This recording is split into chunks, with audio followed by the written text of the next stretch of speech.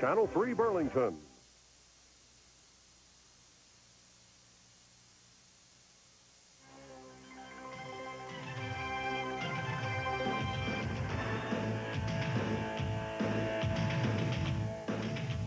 The tradition of Oklahoma football.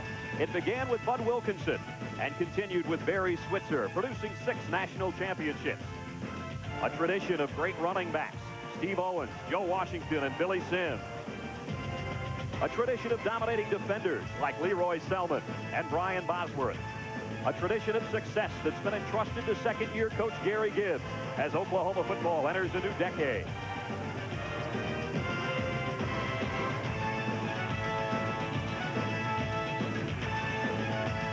100 years of Pitt football, 9 national titles, and a host of legendary figures. Pop Warner, Iron Mike Ditka, Heisman winner Tony Dorsett, and quarterback Dan Marino. As Pitt football begins its 2nd century, new coach Paul Hackett leads the Panthers as they try to recapture the glory of yesteryear. It's Pittsburgh and Oklahoma, college football on CBS Sports.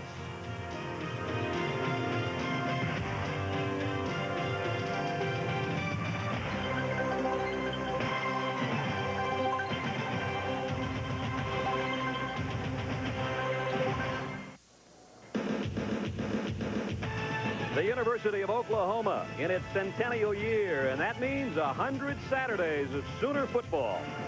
A football tradition here in the Panhandle State, and as it's been for so long through those 6 national championships, 75,000 plus on hand here at Memorial Stadium. They'll cram in to watch the battle here at Owen Field between the 14th ranked Oklahoma Sooners and the 13th ranked Panthers of Pittsburgh. Hi, everybody. I'm Brad Nessler. Welcome to Norman, and welcome to CBS coverage of the 1990 college football season. We've got a beauty for you here in Norman. Oklahoma and Pittsburgh. Our doubleheader game tonight. Could it be better? Number 1 Notre Dame and 4th-ranked Michigan. We hope you're with us all day long. And with me, my sidekick, Dan Jiggets. And Dan, you look at Oklahoma, they got off to a good start last week with a win over UCLA. They're trying to put the pieces back together from a very un-Oklahoma-like 7-4 year last season. Well, they're trying to return from the football abyss. You know, they've been on probation, and they still are. They were off TV. But some things have really changed here at Oklahoma. Gary Gibbs now has installed the option I offense. And, folks, get ready for this. Oklahoma is throwing the football. Last week, they threw 18 times against UCLA. Now, granted, the numbers weren't real great. They only completed 4 passes. But that's really a big change here at Oklahoma, out of that wishbone and now the option I. And you talk about throwing the football, and you look at Paul Hackett and the Pittsburgh Panthers, and maybe nobody in college football is doing it as well as they are right now. Very versatile offensive team. Well, Gary Gibbs told us that no one in college football right now is throwing the football like Paul Hackett. Nobody has that kind of an offense. But keep this in mind now. He has been running the football 65% of the time so far this season, so there's a big difference from what you could normally expect out of Pittsburgh. And there's a big difference in the styles of these teams. They may not play another team like the other all season long, so what do we expect today? Well, I think it's going to come down to a time of possession. Now, if Oklahoma runs the football and they're allowed to run out of that option I and control the clock, then Pittsburgh is in a lot of trouble. They've got to control the perimeter on the offense. Now, defensively for Pitt, I think that one thing that they also have to do is look at the passing game now of Oklahoma as something different. And Pittsburgh offensively has to control the clock with dump-off passes, and Kirvin Richards running the football. Kirvin Richards, one of the best in college football. 5 of his last 6 games have been 100 yards plus. But you go back a long time before you can find a Pittsburgh team that has beaten Oklahoma. In fact, the season series, 8-1-1. Oklahoma has owned this series. Pittsburgh is hoping to turn it around, and here come the Panthers.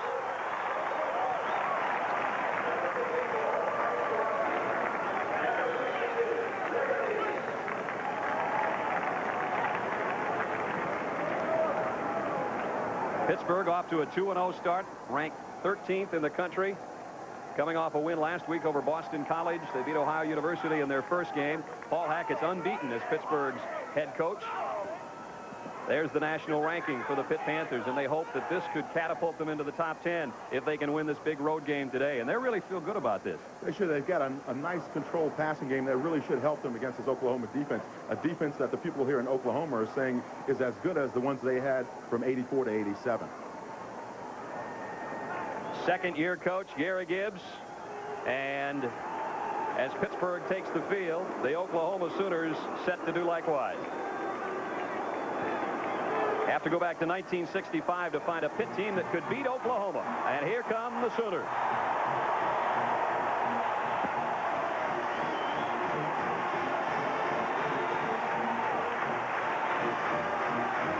Gary Gibbs at his second year, and his crimson and cream clad Sooners take the field.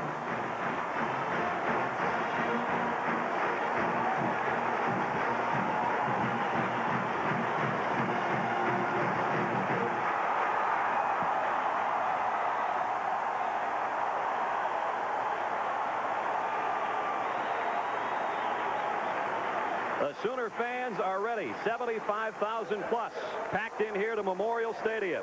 14th ranked Oklahoma, 13th ranked Pittsburgh. We've got it coming up on CBS in a moment.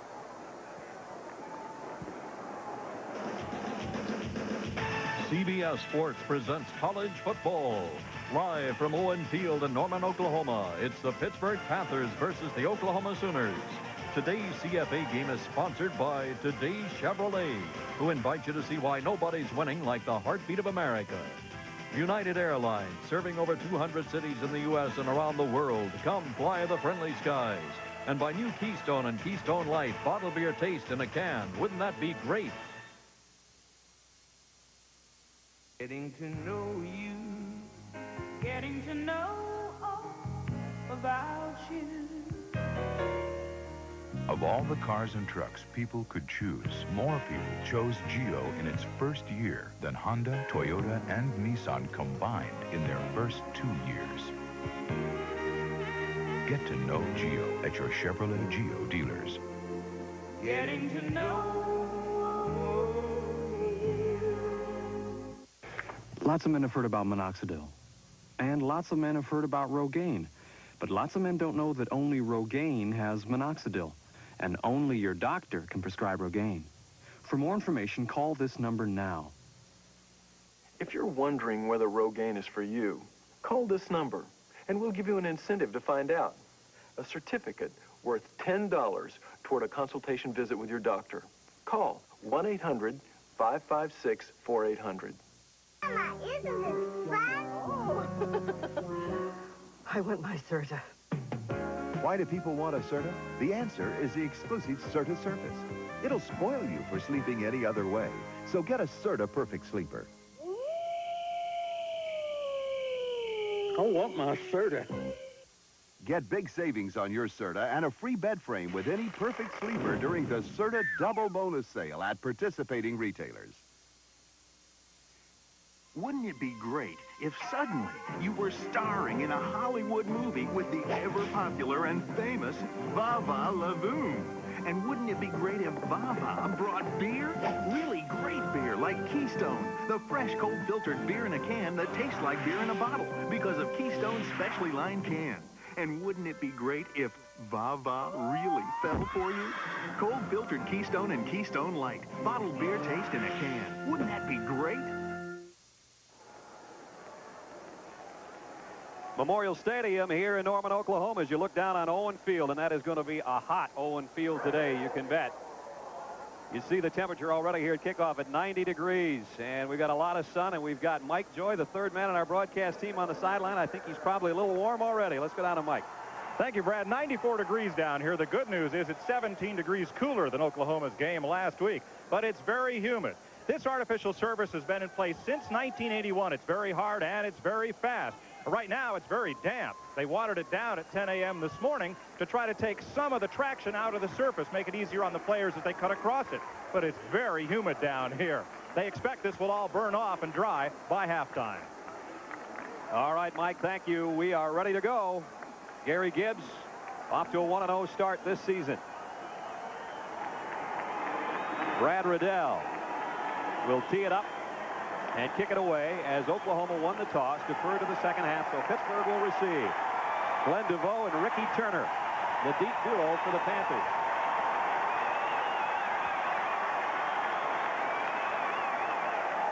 And we are underway in Norman. DeVoe 2 yards deep. Got across the 20 and got to the 24-yard line. Drew Chrisman made the stop. Pittsburgh offensively, Alex Van Pelt. The redshirt sophomore quarterback, and a good one. Backed by Kirvin Richards and Derek Lewis in the backfield. His receiving corps, Orlando Truitt, who had the fabulous game in the John Hancock Bowl at the end of last season, and he's picked up right where he left off, along with Hosea Hurd. Alex Van Pelt, what a story he is, and what a year he had a season ago as he broke Dan Marino's single-season passing mark, and he brings his troops up. Pittsburgh first down to their own 24-yard line. And play action immediately as Van Pelt wants to put it up. Almost had it picked off on the first play of the game. Let's take a look at the Pittsburgh offensive line. Chris Sestilli at the center spot. The guards, Gary Gorievsky and Jeff Christie. And the tackles, Mike Livorio and Scott Miller. Miller, the leader of that group. The tight end, and a good one, Lionel Sykes. And they'll use as many as 3 tight ends, sometimes 4, believe it or not, in the Pittsburgh offense. And they come out with a 2 tight end set here. 2nd and 10 for the Panthers at their own 24. Nothing doing for swerving Kirvin Richards.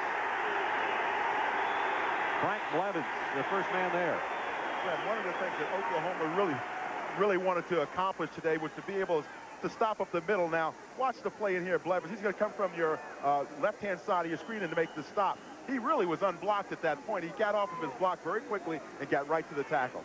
As good a passing attack as Pittsburgh has, they didn't want to come up with a 3rd down and 9 to open things up. That's what they have. 3 wide receivers set for the Panthers.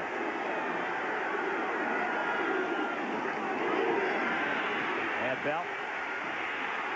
Deep middle, and he's got it out there complete. And a first down for the Panthers as he got it to Chris Boyer. Pick up a 16. One of the things that Pittsburgh knew they were going to find today was Oklahoma playing a 2-deep zone, and that's what they get here. You see the linebackers floating into the zone there. Now, what happened on the play was they had a nice slant play on. Defensive backs are playing back deep. You send that receiver across the middle and let him catch the ball in the hole. And Van Pelt showing the savvy at quarterback that Paul Hackett talked with us about yesterday. First down, Pittsburgh. Again, the eye backfield, and it's Richards in the big hole. Into Oklahoma territory to the 45-yard line. You want to know why Kirvin Richards is successful. Number one, he's getting good blocking from his offensive line, but his fullback, Derek Lewis, also throws a key block right there on the line of scrimmage. That opens up the hole. Kirvin swerving, doing his thing out there in the open field. And with that carry, Kirvin Richards has moved into the number 3 spot all time on the Pittsburgh rushing charts. And the only 2 ahead of him now, Craig Ironhead Hayward and, of course, Tony Dorsett. Those are not bad guys to have ahead of you or behind you running the football. Pretty good company. Just inside the Oklahoma 45. Here's Richards with a play fake. Van Pelt is intercepted.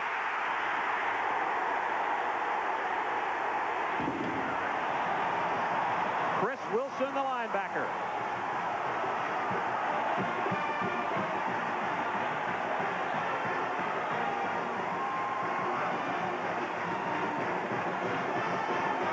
Now, Alex Van Pelt is so good at the play action. You see the linebackers freeze right now. Now they release back. They tried to run the fake off the counter OT. Now Van Pelt threw the ball downfield, but it was tipped up, and that's when it's dangerous. That ball is in the air, and that secondary back there for the Sooners is very alert in picking it up. And the Sooners go to work at their own 29-yard line. Steve Collins at the controls at quarterback. Wants to throw and going deep and wide open. Otis Taylor. Touchdown.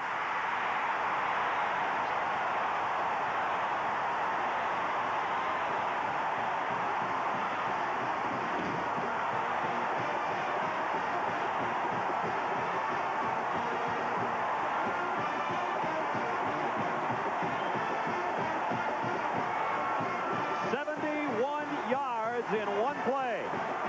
Otis Taylor got it in the end zone for the Sooners.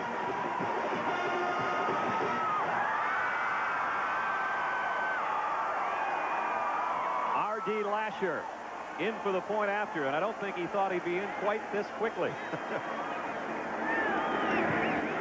7-0 Oklahoma. Right, you know, you get so used to a team running the football so much, you right away say, hey, they're going to start off cranking the football right up the field. Now, nice fake right there by Steve Collins. He goes deep. And what happened was Otis Taylor faked his man. He took him to the middle of the field, gave him a little shake, and then he took off and got deep on him. And this kid can stretch it out. He runs about a 4.4 40-yard dash. 7-0 Oklahoma in one play.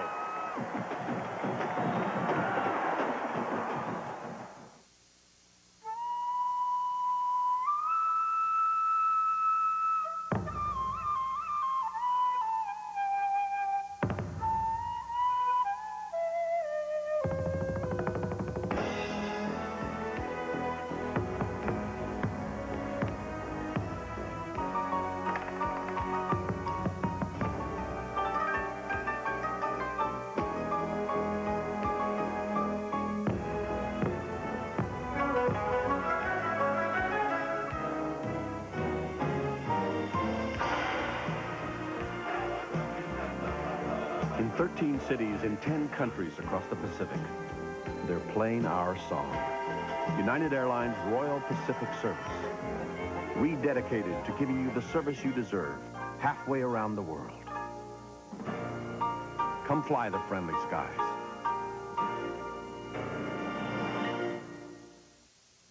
Ready for some good news? If your car is in an accident and you have Allstate insurance, you can leave it in our hands. Allstate's recommended pro shops can do everything, including the estimate, in one stop. And to make you feel even better, Allstate will guarantee their workmanship for as long as you own your car. Well, that's the news. Now, be careful. You're in good hands with Allstate, a member of the Sears Financial Network. Major Dad moves to the base in his season premiere. Everything here's walking distance. Yeah. Too bad there's no place worth walking to. Major Dad premieres Monday.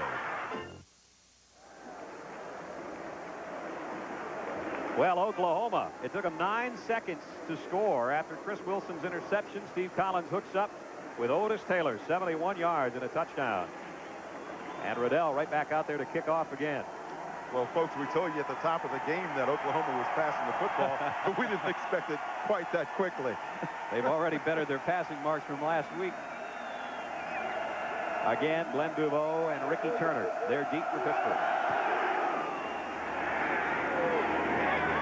Glenn Duveau just about the same spot. Bringing it out, and he won't get to the 20 this time. Jason Belser, the first man to meet him on the special team. Now, one of the reasons why Oklahoma was successful in the play, it's play action. Now, I just want to show you the reaction of the linebackers. Okay, let's freeze it right about there, guys. Now, watch these two people right here. Those are the two inside linebackers. And that tells you what that play action will do to you. You expect Oklahoma to run the football, and now, all of a sudden, he pulls back and throws a deep pass. And there goes Otis Taylor. Otis Taylor, good name for a wide receiver. Boy, no kind of reminds you of a guy that played for Kansas City, doesn't it? Out of LaPorte, Texas, and a teammate of Curvin Richards. And these guys have been waiting for this matchup for 3 years. On the kicking team. And an offside on the kicking team. We'll repeat the kick. So we'll do it all again. As we said, Otis Taylor and Curvin Richards, high school teammates, Dan, and they've been aiming for this one for a long time, and they talk just about every week. And this week, they hadn't had any contact that we know of. Got to stay away from the opposition. Now, if you're on special teams and you've got to go back on the field now, and which is happening to both of these clubs, and run back down that field about 60 yards in this heat, this is something you do not appreciate. Remember, 90 degrees at game time, and as Mike Joy told us, mid-90s already on the field. We were walking on the last couple of days at practice, and you can just feel that heat coming right up through your shoes. Riddell will tee it up again. Sophomore out of Bedford, Texas. And again, Duveau and Ricky Turner will go back deep. Steve Israel twisted a knee on a punt return last week. He's the key return man for Pittsburgh. And Duveau and Turner will bring it up a little closer as they await at the 5. Short kick this time to the near side. And out of bounds. Another flag down. We may never get this one to Pittsburgh. Okay, so now they've run 100 yards in a 90-degree heat, and now they may get a chance to run an additional 60.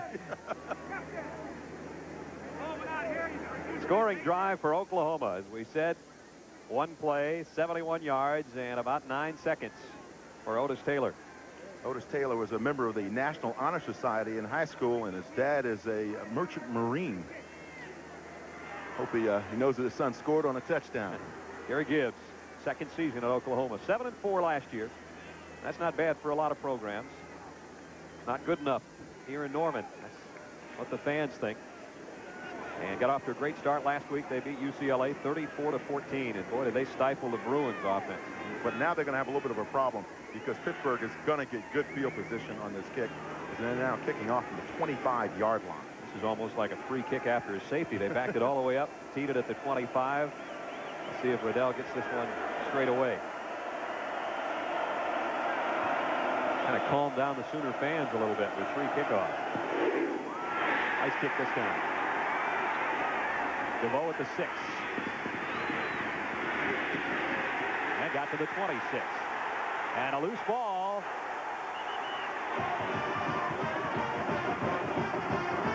Oklahoma saying that they recovered. Let's get the official announcement. Everybody points, you know. It's important to point then. Referee in the middle of the pack says Pittsburgh.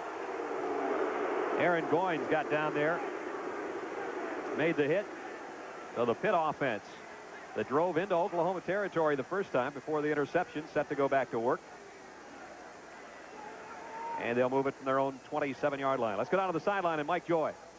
Well, last week, Oklahoma threw on the first play of the game from scrimmage a short 6-yarder. So this little stun gun offense against Pittsburgh, the clue we had was Lasher. Though they took over deep in their own territory, he came right over to the practice net and started kicking as if anticipating the big play, and that's just what they got. Pittsburgh on first down. It's Richards. Broken tackle. And he's got a first down out to the 39-yard line.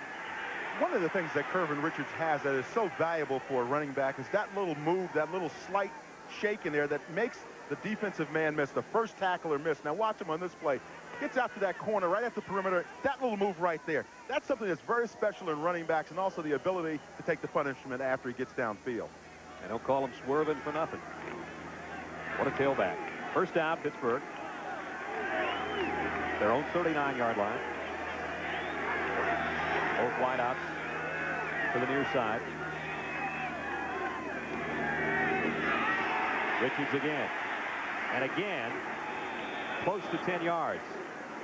Jason Belser, the strong safety, put him down there. Defensively, Stacy Dillard, a big fella at the nose. The front three all big. Tom Backus and Scott Evans, a two-time All-Big 8 performer. The stand-up defensive ends, James Good and Frank Blevins, who moved outside this year. The linebackers, maybe not a better duo in college football. Wilson already with an interception, and Joe Bowden they expect big things from on the Oklahoma defense. They're saying here at Oklahoma that Joe Bowden is the next great inside linebacker from Oklahoma. And, of course, they have had some tremendous people in there. Dante Jones and Brian Bosworth and all the rest. Second and short, Pittsburgh. And first down into Oklahoma territory goes Derek Lewis, the fullback. Secondary for the Sooners. Darnell Walker, a junior college transfer, a great cover guy on one corner. Charles Franks on the other. And the safeties, Belser, we just called his name a moment ago with the tackle, and Terry Ray on the other side. Folks at Oklahoma tell you that Darnell Walker gives them an opportunity now to play some man-to-man and some bump and run because he's got tremendous speed at that cornerback position. He'll be tested today, though, against this Pittsburgh offense. Pitt offense, second trip into Oklahoma's territory, this time at the 49, first down. Van Pelt wants to swing it out, and he overshot Kervin Richards. Tracy Gordon was out there in the flat covering, but Van Pelt just got too much on that one. You know, just based on the early going, it seems like Alex Van Pelt is just a little bit off. The offense is just a little bit off in its timing. And they need to settle down. They ran the football fairly successfully, and maybe that's what they need to do to get back in the groove. Got a young offensive line up there. Van Pelt, number 10 there. As you look down, he's off to a 1-for-4 start.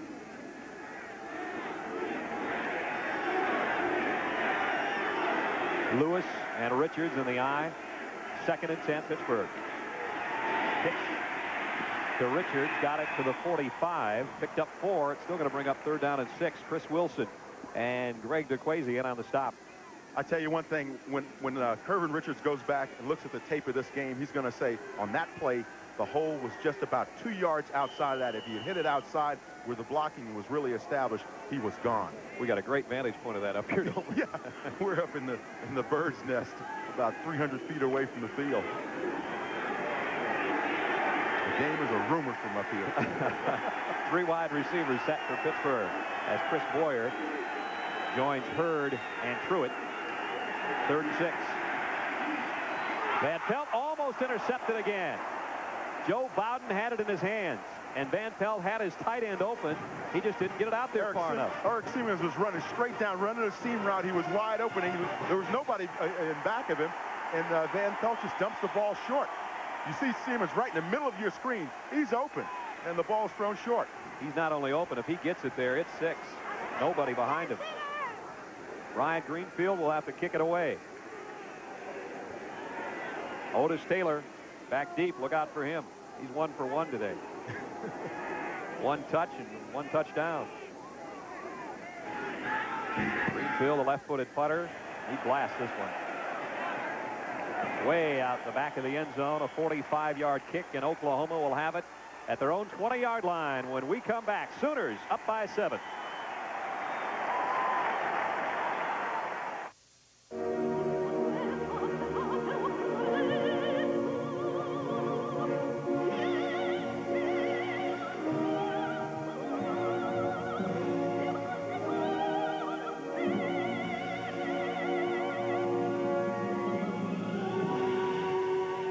Just a reminder, proper maintenance with AC Delco parts can significantly reduce premature wrinkles.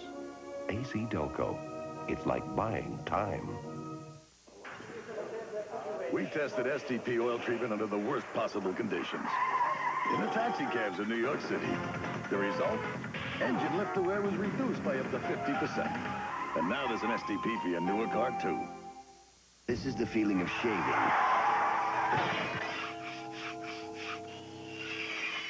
Nothing feels better after. Aftershave skin conditioner. Last year, more truck owners switched to Chevrolet than to any other truck. Listen to the heartbeat. Nearly 200,000 in just 1 year. So if you're still not driving a Chevy, what are you waiting for? More people are winning with The heartbeat of America. Today's truck is Chevrolet. Number 4, Michigan kicks off their season against number 1, Notre Dame. A college football classic, prime time tonight on CBS. 10:37 to go first quarter here in Norman. Oklahoma in front, 7-0. Offensively, didn't have time to set it for you last time. Steve Collins with a touchdown pass already. He's the quarterback. Joel Brewer and Kenyon Rashid are his running backs. His wideouts already guessed. And Ted Long is the Z-back, they call him. This time on the triple option. First man through and out across the 25, out near the 27-yard line is Mike McKinley. McKinley and Rashid will switch off at fullback. Here's the center, Randy Wallace, on the offensive front for Oklahoma. The Sooners are big up front. Sawatsky and Medice are the guards. The tackles, Jeff Miller and Brandon Houston. And the tight end, Adrian Cooper. So the Sooners doing what they want so far. Pickup of 7. Second down and 3. Close to the 29 goes McKinley. Pittsburgh defense drops him a yard short of the first down, led by nose tackle Richard Allen. Heath Hamilton and Sean Gilbert on the defensive line. Ricardo McDonald and Curtis Bray in the linebacking core. Inside, Craig Gobb, the leader, along with Prentice Wright. And the Pittsburgh defense trying to prevent Oklahoma here on 3rd down and a long yard to go. 2 tight ends set for the Sooners. Straight ahead, Collins. Close to see where they spot this one. He had to get to the 30-yard line. Pittsburgh defense stood him up right there, but I think he got enough. First down, Oklahoma. Something to look for at this Pittsburgh defense, those bookend defensive ends, both Keith Hamilton and Sean Gilbert, two real big defensive ends. Hamilton 6'7", Gilbert 6'6" and 300 pounds, and came off Prop 48 and has done fairly well in his schoolwork now, so he's got an opportunity to play. Yesterday at practice, Gilbert actually made you look kind of small. I appreciate that. First down, Oklahoma.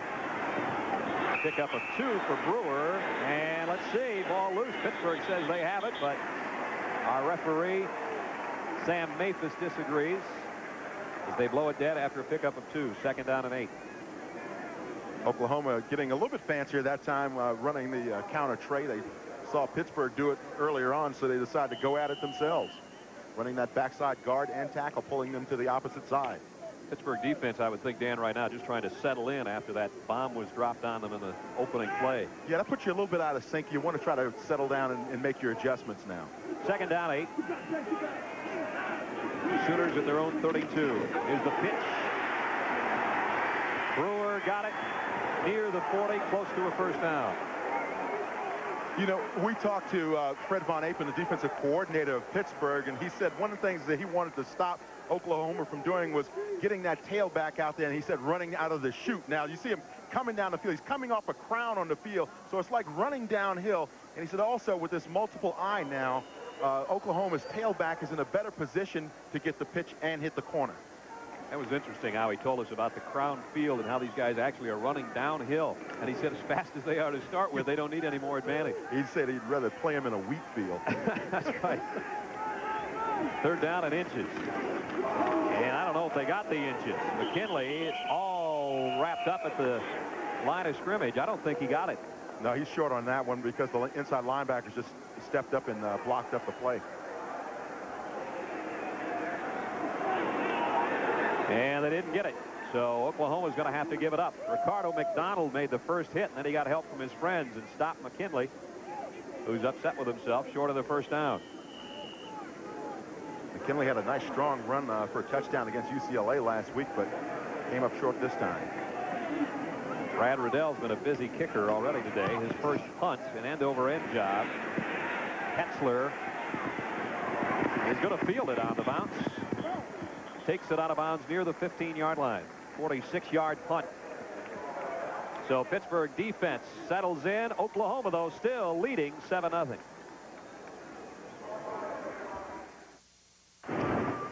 On a night like this, you'll be grateful for a safety feature found in almost every Chrysler car you rent from Thrifty. A safety feature Thrifty hopes you'll never see.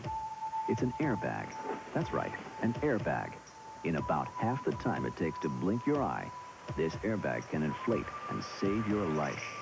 At Thrifty, we take safety as seriously as savings. Thrifty, because it's your money. How much insulation do you have in your attic? 3 inches? 6 inches? Well, the Department of Energy recommends R38 for most American homes, which is equivalent to a foot of Owens Corning pink fiberglass. So grab a ruler and measure your attic insulation. Then get rolling, because 12 inches of pink fiberglass can help you get a foothold on your energy bills.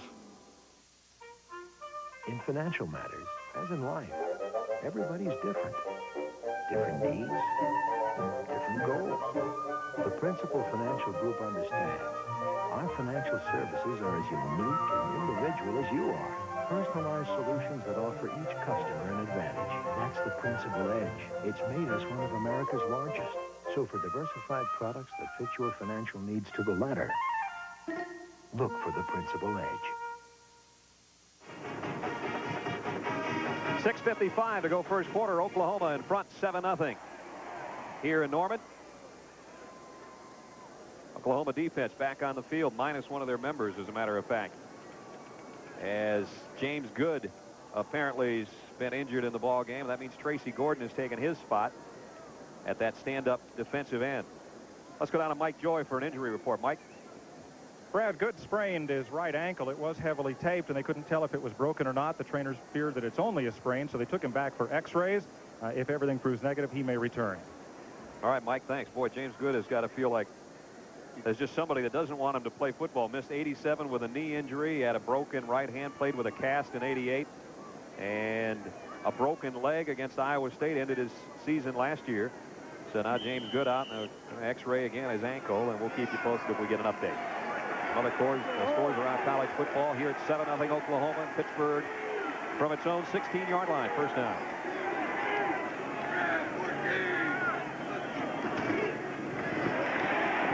Richards again got it out near the 20-yard line. Let's go to New York and Andrea Joyce for update on some other college football action. Andrea? Brad, it looks like a letdown in Provo after BYU's big win last week over Miami. First quarter, Washington State's quarterback Brad Gosson hits Calvin Griggs with a 49-yard touchdown pass, putting Washington State ahead 20-7 in the first. Let's go back to Brad Nessler and Dan Jiggets.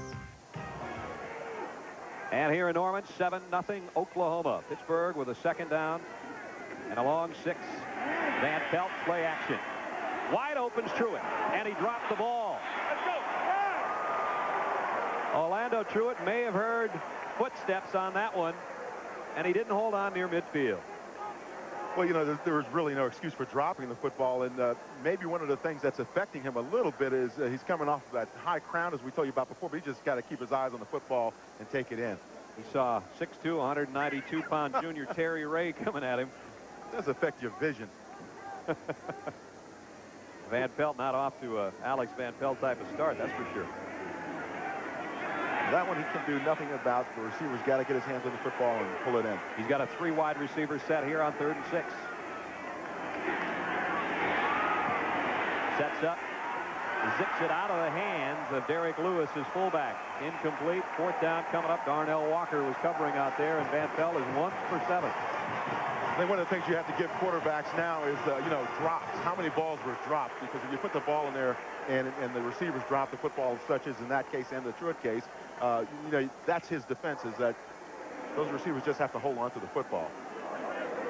Ryan Greenfield can clear one out of here, kicking from near his own end zone, and he blasted one last week against Boston College of 79 yards. It's helped his average of a little over 49. He can kick as deep as he wants here. Got a nice kick, too. Otis Taylor will call for the fair catch and takes it at the 32-yard line. 48-yard punt and no return. Otis Taylor with our only touchdown of the day. 7-0 Oklahoma. And coming up tonight, our doubleheader here on CBS. Number 4, Michigan, and number 1, Notre Dame. What a way to get our season going. Jim Nance and Tim Brand will bring you that one from South Bend tonight. Should be a great one. Rick Meyer starting at quarterback for Notre Dame, and Michigan going without Bo Schembechler. Gary Mollers, they call him Little Bo there in Michigan. He's been around here so long, they think that he's actually Bo's shadow. Oklahoma at its own 33-yard line. First man through in a big hole for Rashid to the 50. 17 yards for Kenyon Rashid on his first carry. Yeah, but there was a pancake block on the line of scrimmage, and I'm not sure who threw it from the backside. Right there, 92, Keith Hamilton gets pancaked on the play, and Rashid, with those size 16 feet, takes off down the middle. Now, the fullback in this offense has been the one that's been so effective early on for Oklahoma. Last week, Rashid rushed for about 86 yards, and he was the leading rusher for Oklahoma.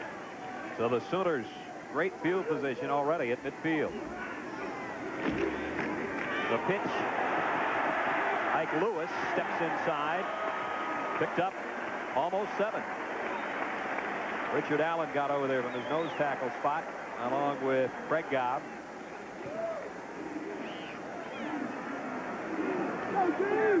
Lewis in there, tailback, a junior out of Dallas.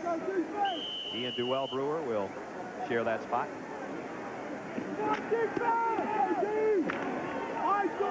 See the average for Ike Lewis, not too bad. They'll take that 6 anytime they can get it. He got him 7 there. 2nd and 3.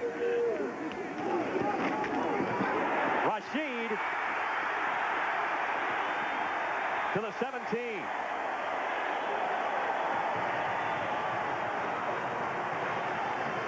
26 yards. Marcus Washington saved a touchdown. They call Kenyon Rashid and Earl Campbell with speed, and that's dangerous. Runs real low to the ground. Very powerful runner. Got hurt in high school and tore his knee up, and you can see he wears a knee bracelet sometimes, and he doesn't have it on today, but one of the things he said was it affected a little bit his ability to shift, but he still runs a 4.6 40 at almost 230 pounds.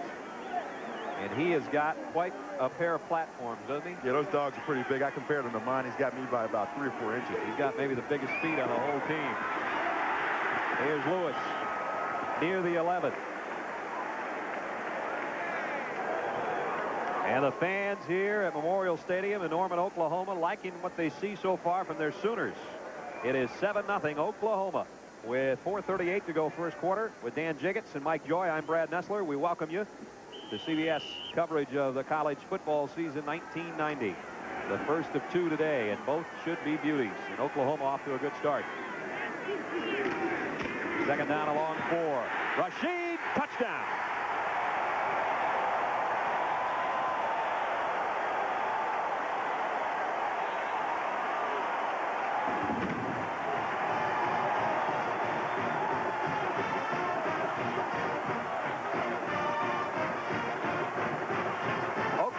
Second scoring drive, the Kenyon Rashid Show, starring Kenyon Rashid. It's 13-0 Sooners.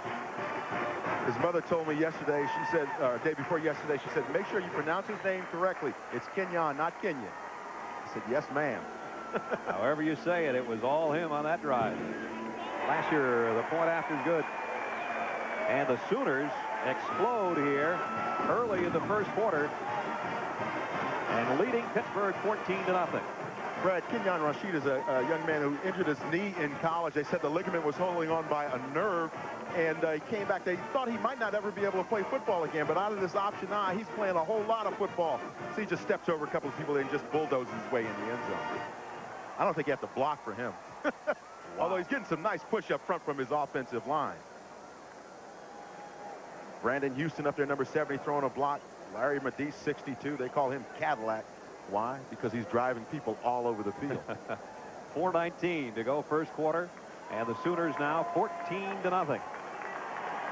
At the conclusion of today's game, we'll be selecting the Chevrolet Most Valuable Player of the game for each team. And for our 20th consecutive year, through the Chevrolet Scholarship Program, $1,000 will be donated to the General Scholarship Fund of each school. I always wondered how come an offensive lineman never won that thing, you know?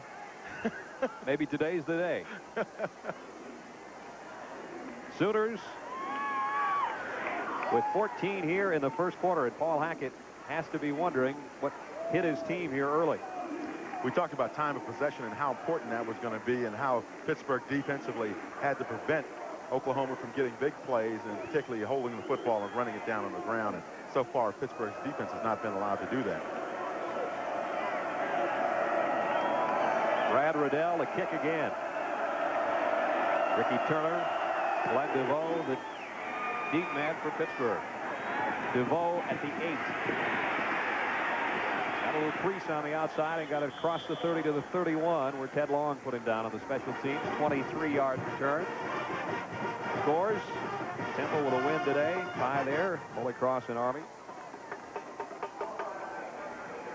Games that started earlier on the East Coast. Yale leading Brown. That's a... I went to Harvard, so I don't like Yale too much. Harvard over Columbia. There you go. All right, here we go. The guys are leading at halftime.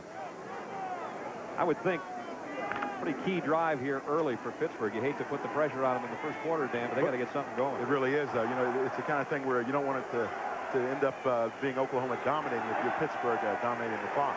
Half roll for Van Pelt. Got it. Complete. Truitt took a lick at midfield, but first down Pittsburgh. Alanda Truitt had a great ball game. Saw him last year, Brad, down in the John Hancock Bowl. Really had a good football game. He started 5 games last season, and Pittsburgh, the people in Pittsburgh are expecting good things from him. Now, Alex Van Pelt gets nice time there. Truitt runs a nice crisp route, and you can see that defense of Oklahoma is staying way off the ball and giving plenty of cushion to Truitt. Now, Truitt stays with us, and you see him pull a ball in there and tuck it in very nicely. That's what you got to do, is put it away. But boy, he took a shot when he caught it. Swayze let him have it. Just on the Oklahoma side of midfield. First down for the Panthers. Richards got 5, almost 6. Out of the 44, Jason Belcher up from his safety spot to make the hit. Kirvin's got 50 yards already on 7 carries. They told us that Kirvin Richards during the offseason started boxing to keep himself in shape, and they feel like he came back to camp this year in the best shape that they've ever seen him in. See, he's moving up the all-time rushing list at Pittsburgh. Past Elliott Walker with his first carry of the day.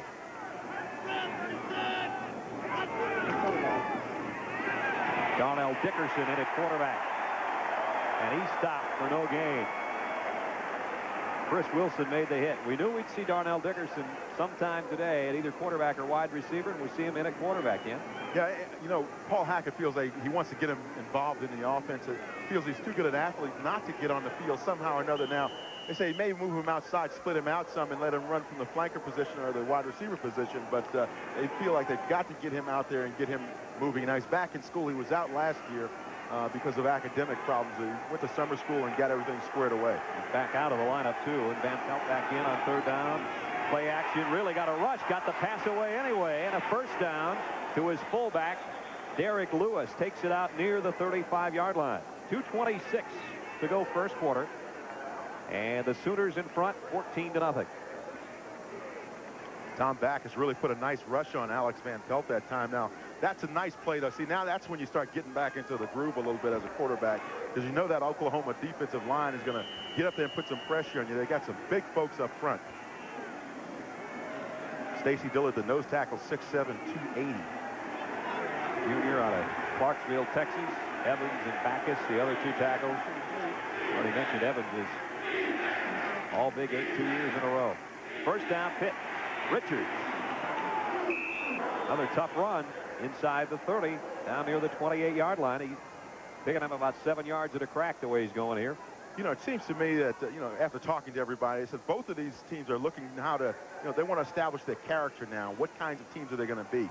For Pittsburgh, their offensive line is trying to mature now and come together as a group. They've all had opportunities to play in the past, but now they're playing together as a group for the first time this season. That Pittsburgh offensive line doesn't have some of the big names of past Pittsburgh teams like the Jimbo Coverts and the Bill Frelichs and the Mark Mays and the Tom Ricketts, but they kind of take that on as a challenge. They've done a good job so far today. 2nd and 3. Short of the first down is Lewis, the fullback, trying to follow the block of Sykes, his tight end there. He'd have looked inside, maybe about another hole inside. I think he might still be running, though. There's a nice hole created up inside. He's trying to punch it through about the 5 hole, and I think it was more like the 3 hole.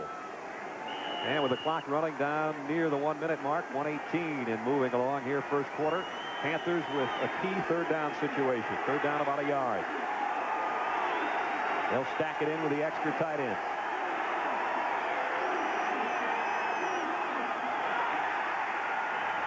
And Pelt covers it. I don't see a flag, but somebody jumped early, it appeared. It appeared that Chris Sestelli snapped the football maybe a count early, because I don't think Van Pelt was ready for it. Let's watch Chris Sestelli right in the middle of your screen. He snaps the ball and nobody else is moving, so apparently he missed the snap count. Oh, that's a lonely feeling, isn't it, for a quarterback? Oh, boy. Wasn't quite ready for that one. Get low and go. And now, instead of the first down, it is 4th down and almost 4 to go. Scott Kaplan going to try to put Pittsburgh on the board here. This will be a 46-yard field goal attempt.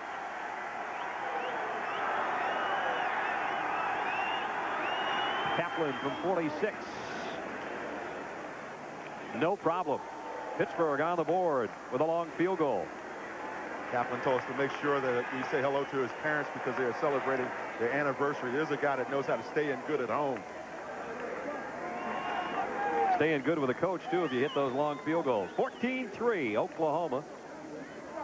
Pittsburgh had the drive going well, but then the early snap that Van Pelt wasn't ready for, and that play backfired, and so they had to settle for 3. Well, one of the things Pittsburgh is looking at in this game, they say when they play Oklahoma, you know, it's a step up. It's another level. Now, if they can win this game, then they say now we feel like we've really gotten up to that upper echelon of college football teams. But they're having their problems early on. It's not like playing Ohio U or Boston College. And they feel like if they could get by Oklahoma, their schedule is so difficult near the end that maybe this would send them on their way against the Syracuse and West Virginia and some of those people before they hit Notre Dame and Miami and Penn State. They've got a wicked schedule. Otis Taylor's going to try to get the crowd into it down near his end zone.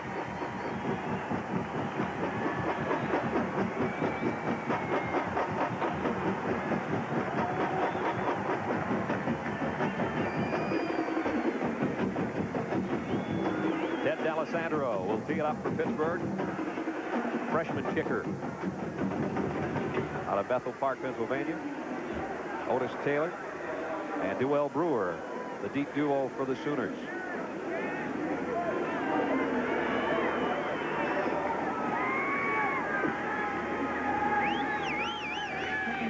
D'Alessandro's kick. Taylor at the 9. Look out. To the 35, Lewis Riddick, All-American candidate in the secondary, made the stop on the special teams. Taylor got 27 on the return.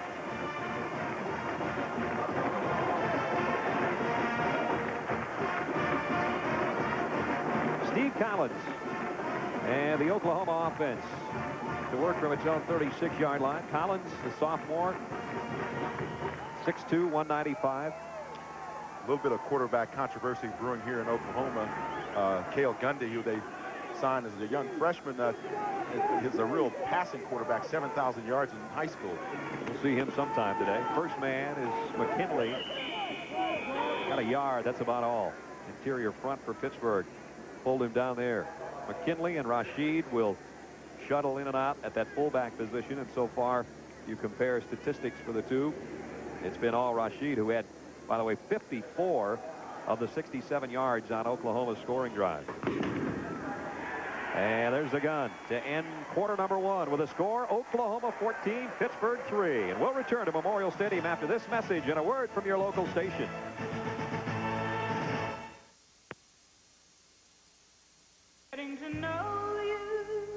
What's this? New import? Geo Metro convertible. Must be new. I didn't even know Geo had a convertible. I can just see it. Top down, wind in my hair. How much? No way. A convertible for less than 10 grand? Oh, it's gonna be a great summer. Get to know the new Geo Metro convertible at your Chevrolet Geo dealers. Getting to know you. Our dentist gave us a reason to switch toothpaste. Baking soda. 2 out of 3 dentists recommend baking soda for healthier teeth and gums. And only one major toothpaste has it. Arm & Hammer Dental Care, the baking soda toothpaste from the baking soda experts. I do some of my best work in the summer, so be cool. Put a new box in the fridge. I'll keep summer foods tasty and smelling fresh. And I'll keep ice cream tasting great. Start summer with a new box of Arm & Hammer baking soda in the fridge and one in the freezer. This is CBS. It's September. Do you know where your long underwear is? Darling, where's my long underwear?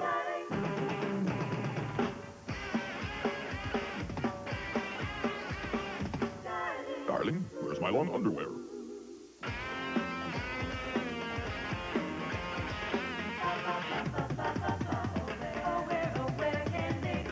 Darling, where's my long underwear?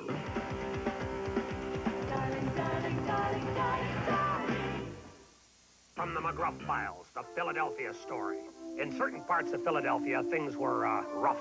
Areas were run down, crime and drugs were out of hand, and honest folks felt like prisoners in their own homes. People decided to work with police to turn things around. Weekly meetings led to cleanup projects and folks working together. Soon, the neighbors had their neighborhood back. That's what happens when people and police work together. Write this down, and I'll show you how you can help take a bite out of crime. This is Annie. Annie wanted lots of children. Annie got her wish. Now, day after day, it's disaster after disaster with no relief in sight. Who Poor Annie. It's them against her. And now they're taking hostages. But this fall, Annie and tormented mothers everywhere will finally show their little broccoli bashers who's the boss.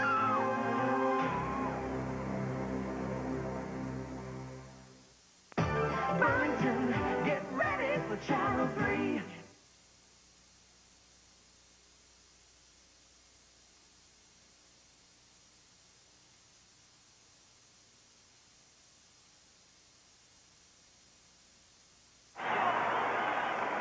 First 15 minutes belong to the Sooners, 14-3 as we start the second quarter. And the Oklahoma offense with a pitch is Ike Lewis. Lewis still on his feet. Touchdown.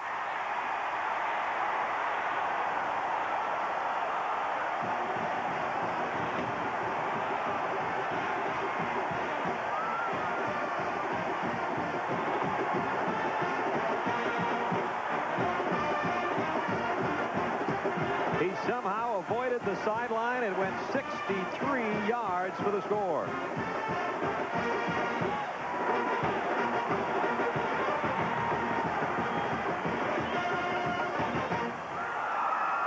Who says the option I isn't a big play offense, huh? R.D. Lasher in for the point after. 21-3, Oklahoma. Brett, what happened on the play was simply that Pittsburgh defensively had a couple of slips and some missed tackles. Now, Gobb 46 avoids a block right there. Now he slips down. Now, when he hits the corner, you see a couple more slips and blocks, and he is gone at outstanding speed. It looked like he might have stepped out just right down there at about the 30-yard line, and we're going to try to take another peek at that. Let's see if he stepped out of bounds here along that sideline. Oh, what a tightrope. Oh, he stepped out of bounds at about the 30-yard line, it appeared.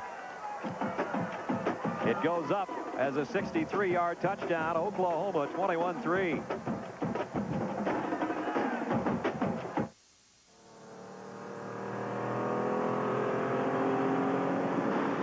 Michelin High Performance Radials. Everything you would expect from a Michelin, only faster. Chris Kelly knows a little beachfront hotel where the view is breathtaking, but the prices aren't. Now, where do you suppose she'd rent a car? Budget, where she can reserve a car that's less than 6 months old in less than 3 minutes. Dan Larson knows a secluded course where the holes are challenging, but the fees aren't. Now, where do you suppose he'd rent a car? Budget, where every rental passes 25 quality checks and price is not a handicap. The smart money is on budget. Because at this time of year, you can't hide inside a sweater. It's the right beer now. Because you know what to do when good times are on the line. It's the right beer now. After working hard to take it off, you don't want to put it back on. Reach for the silver bullet, the one that won't slow you down. It's right. It's the right beer now. Oh, yeah. The good, the bad, the bumpy. Whatever the road, a Michelin is built to give you all the miles we're famous for. Ride 'em, cowboy.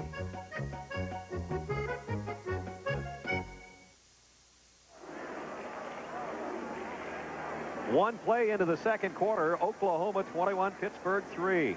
Shouldn't be 21-3. We'll tell you more about that one after the kickoff from Brad Riddell. Glenn DeVoe and Ricky Turner. Deep for Pitt.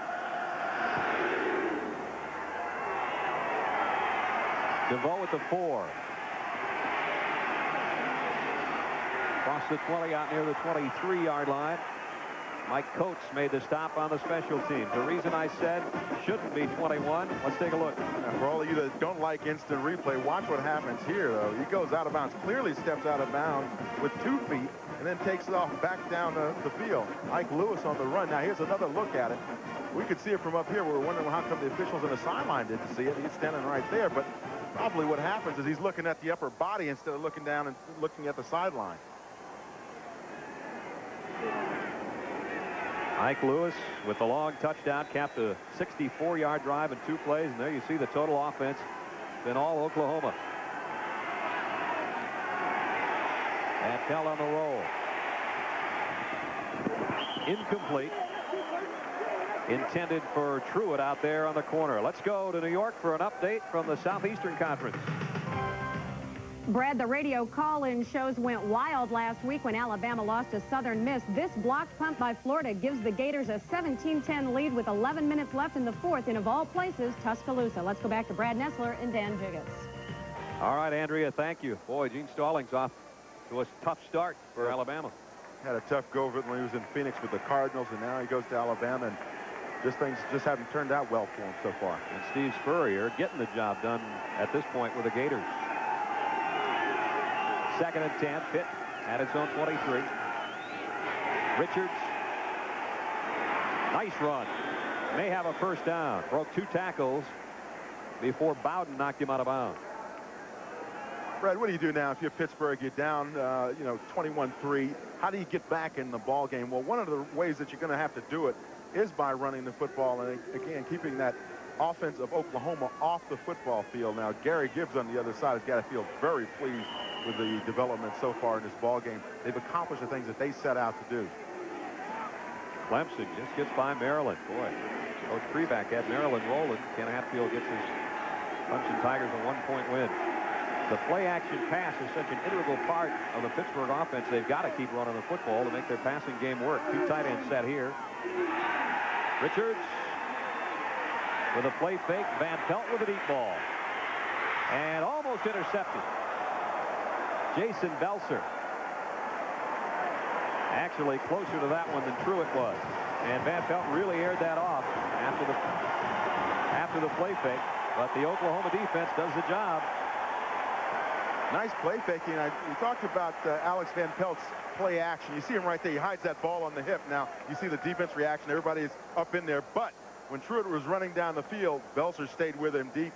And Truitt right here goes up and tries to slap the ball away, which is a good move for the receiver to make if he knows he has no shot at catching the football. So Pittsburgh desperately in need of some offense, and they have to give it up. 3 and out. Greenfield with a punt. Notice Taylor's going to let it go, and it reaches the end zone. 68-yard punt, but they'll bring it out to the 20-yard line. That's where the Sooner offense will have it when we come back. 14:15 to go, first half.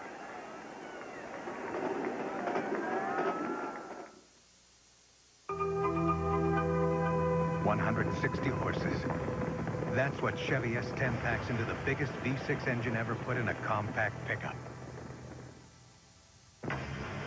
Enough power to help switch more truck owners to Chevy last year than to any other truck. The move to Chevy power is becoming a stampede. More people are winning with the heartbeat of America. Today's truck is Chevrolet.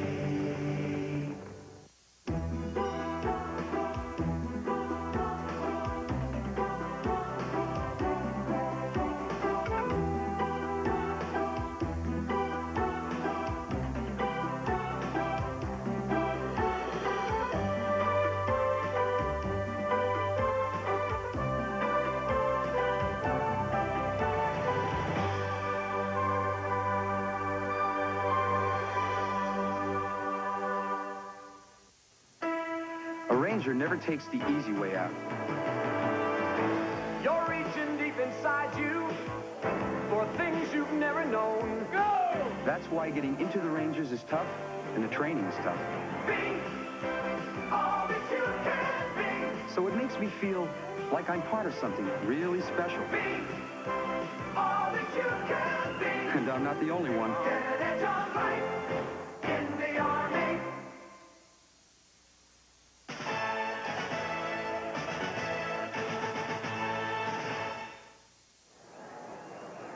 Welcome back to Oklahoma, where Pitt's approach to stopping the Oklahoma offense has been intense pressure on the quarterback to break up the option. And on a lot of plays, Collins has been getting up very slowly. But now they're working with their linebackers because they're not filling in properly, and that's allowing Oklahoma to break open the big play. All right, Mike, first down for Oklahoma at its own 20-yard line, and they've got the 21-3 lead here in the second quarter. First man, Rashid, got about 3. 21-3 here. Let's get another update from New York. Brad, last year, Washington State upset BYU in Provo, and they're looking to do it again. Second quarter, Washington State's Alvin Dunn intercepts Ty Detmer, returns it 25 yards for a touchdown. Washington State dominating, but remember, they're playing the wide-open WAC. Let's go back to Brad Nessler and Dan Jiggets. BYU coming out of that big win over Miami and having a shaky day of it. Oklahoma not having that trouble here on their home field after their win over UCLA. They're racking it up against the Pitt Panthers as Duell Brewer got it out near the first down. One of the things you have to hope happens if you're on that Pittsburgh defense is that you can contain that line a little bit, keep them from getting off and getting to your linebackers. Now, the Oklahoma offensive line is doing an excellent job of getting on their blocks and staying on them and maintaining that contact and finishing the blocks. Rashid got a nice comeback there for the block. It's still going to be third down and short. Collins may be the guy to do it himself. And the option I. Let's see. Pitch and a fumble. Pile up. Pittsburgh says they have it. Unusual to pitch the ball when the running back is that close to you. You know, you turn around, he's only about 2 or 3 yards away from you. He's got to have some fast hands and fast eyes to get the ball and then hit up in the hole. Ricky Brady, the tight end, recovered it. And watch how quick this ball is pitched. You see, it's only about a 2 or 3 yard difference between the quarterback and the halfback. No gain after Brady recovered the Sooner fumble, and so they'll have to give it up. Bradell into punt. Doug Hetzler, number 24, right there, back deep for the Panthers. Nice kick. Hetzler at the 26. Oh, and he swarmed under. Great job on the special teams. A 45-yard kick. And Mike Coates, for the second time today on the special teams, makes a big hit. Tomorrow on CBS, the NFL Today gets things going for us at 12:30. A big game in the NFC Central, the Bears and the Packers. A lot of talk going back and forth between those two clubs. Tony Mandrich doing a lot of talking. 4 o'clock, many of you will see Washington and San Francisco, or the Giants in Dallas, New Orleans, and Minnesota. Check the local listings for the game and time in your area. NFL Today, one of the things they'll have is a look at the man in black. Jerry Glanville, a new head coach of the Atlanta Falcons, and he's got the Falcons off to a great start. They play at Detroit tomorrow. First down, Pittsburgh. Keep it on the ground to Richards. Curvin, again, is going about 7 yards every time he touches it, it seems. Got it out to the 34-yard line. He's running against an Oklahoma defense, though, is just suffocating. Last week against UCLA, they really contained the UCLA offense and rushed the passer very successfully. Had 6 sacks against UCLA. Did we say it seems like 7 yards a carry? 10 carries, 73 yards. Pretty close. Second down and 3. Hit at its own 34. Oklahoma changes up their front, and Van Pelt likewise with the audible call. Richards, first down, across the 40. Chris Wilson tripped him up. Curvin Richards, a junior, 2 years and great numbers. And the same could be said for Tony Dorsett. And there's the comparison. Richards came into the season only 180 yards off Tony Dorsett's pace. And he's well on his way. Who knows? Of course, Tony D had a big senior season, which helped him to 6,000 plus as the NCAA leader. But Curvin Richards, I think, probably thinks maybe he can be the man to catch him. First down, Pitt. Van Pelt in the middle to his tight end. To midfield to Eric Seaman. Pickup of 7, almost 8. Eric Seaman, the tight end, has lost 15 pounds this season, and they're down to 230, and they feel that that's helping him run his routes a little bit better. But Van Pelt is on a rollout here. You see him coming out, and one of the things that he's doing now is settling down and getting comfortable in the passing game. Early on, it seemed like he had the jitters, though, and now he's getting a little bit more comfortable. Now watch those linebackers. You see that play action works so well because those linebackers have to sit up in there and read, is Curvin Richards coming at me? And just that split-second hesitation by Bowden. That's all you need. Get that tight end behind him. Second down, a long yard. Nice hit, but looks like it's going to be a first down for Derek Lewis. Bowden got out there to make the stop. Lewis, a sophomore. 6'2", 225. And they move the chains. First down, Pitt. Pitt had several opportunities against Boston College last week. They seemed like they spent the whole game in BC territory, and they still only led 15-0 at halftime in that game, and they've had several trips now to Oklahoma. I think against BC, out of the 53 rushing attempts, they were down there 65 times, and 53 of them, they were inside BC territory. They might need that again today to get back in this one. Trailing 21-3. Alex Van Pelt, plenty of time. Threw it to his safety valve out in the flat. To the 40 is Kervin Richards. Jason Belser over there to bring down Kervin. Jason Belser's got some good bloodlines. His dad played for the Kansas City Chiefs, and he's really come on in this Oklahoma secondary, one that they have really built around JUCOs, junior college transfers. But Belson's been here for a couple of years now and is one of the more vocal leaders back there in that secondary. It's interesting, we were talking with him the other day. It was a nice look at him. Undergraduate studies from Kansas City, Missouri. They were saying that they would hope that their defensive line wouldn't get quite the push that they've been getting because they wanted to show exactly what they could do against a passing team. Second down along 3. Nice play fake by Van Pelt again. Running out of time. Flags are down, and Van Pelt goes down at the 40. See if we have a holding call inside. Flag right in the middle of the field. Dillard and Gordon finally brought Van Pelt down. We'll get another look. Kervin Richards going up inside, and Stacy Dillard tackles him and just drives him to the ground. You got to let those backs escape if it's a pass. There goes Stacy. Every those big guys always get the big numbers, 77, 99. They always make them look bigger. Oh, conference call. Sam Maphis is our referee. Maybe a holding call against Oklahoma. I thought it was going to go the other way. Trying to clear Alex Van Pelt out of there. Get out of here. Can't do anything with those quarterbacks. No politicking down there. Here's a call. Disregard the holding penalty. Pick it up. They'll disregard the penalty. 9 minutes and 34 seconds to go in the half here in Norman, Oklahoma. At Memorial Stadium, where it's been all Sooners on the scoreboard, 21-3. Brad Nessler, Dan Jiggets, and Mike Joy along with you here in Norman.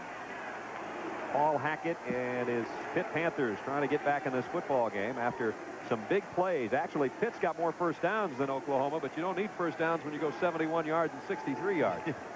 When you pop the clock, it doesn't make any difference how many first downs you got. Third down and 3.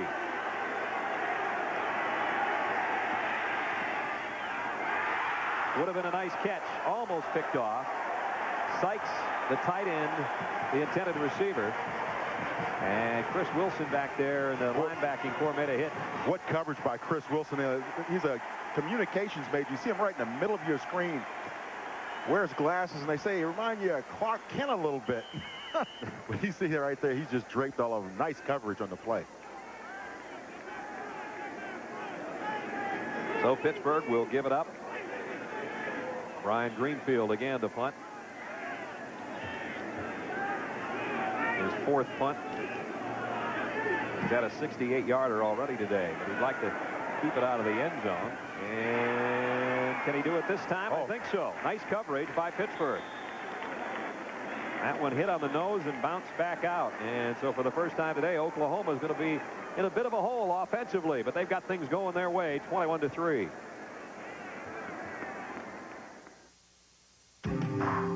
To understand Hong Kong, you have to understand its customs, its mystery, its people. You have to know what makes a good impression and what offends. For over 40 years, we've been learning about Asia. So in addition to convenient daily service to Hong Kong, we can give you something no other U.S. airline can. The knowledge that comes after 40 years of helping people do business in Asia.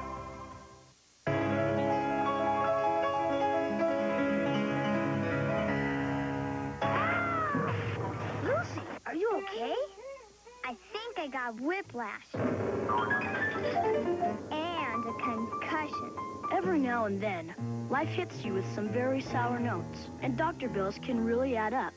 At MetLife, we do all we can to pay your claim promptly. Get Met. It pays. They say the one on top has all the power. Which could be why more truck owners switched to Chevy last year than to any other truck. The top standard horsepower and the top available horsepower, our 454 SS, help make Chevrolet America's favorite half-ton pickup. For power at the top, more people are winning with. The heartbeat of America, today's truck is Chevrolet. You could win a new Isuzu Rodeo instantly just by watching CBS. Details in your Kmart newspaper circular. The CBS Kmart Get Ready giveaway starts Sunday. 21-3, Oklahoma over Pittsburgh, 8:52 to go in the half. Let's take it down to the sideline and Mike Joy.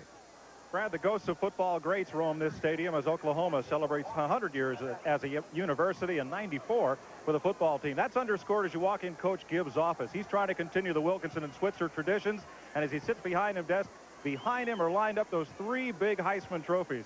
Such symbolism. I'm only a second-year coach, but look what's behind me, backing me up here. A lot of tradition at Oklahoma. Yeah, you kind of have to like his interior decorator, Mike. All those All-Americans on the wall. Bowl trophies everywhere. Oklahoma working inside its own 5 for the first time today. Mike Lewis got it out across the 5, and that's about it. You're coming out of near your own end zone as an offense. One of the things you want to do is keep things under control. Don't try to get too fancy up in here. Run your fullback up and maybe in the 1 or 2 that's right by the center. The same thing with your tailback. But keep it snug in there and don't want to be throwing the ball around. That option can be dangerous. If you miss the pitch, drop the ball as they have once today already, but they did recover their own fumble. This would be a bad spot for it. This is never a good spot. 2nd and 8. Collins Keats out near the 8-yard line. Still going to bring up 3rd down and long. Brad, we were talking earlier about the quarterback controversy that was brewing here in Oklahoma for a while with Cale Gundy, the freshman, who they feel is a passing quarterback. And Steve Collins, though, says that he's able to throw the football. He's just got to get some opportunities. One of the things that Oklahoma is trying to accomplish, and Gary Gibbs talks about it an awful lot, is move football here into the 90s offensively, and that's what they feel they have to do to get there. Steve Collins missed 6 games last year with a broken finger on his throwing hand. Whistle stop this one before Oklahoma can get it going. They really buried Steve Collins, did the Panthers. He got waxed when he pitched that out or handed it off. Ricardo McDonald said hello to Collins.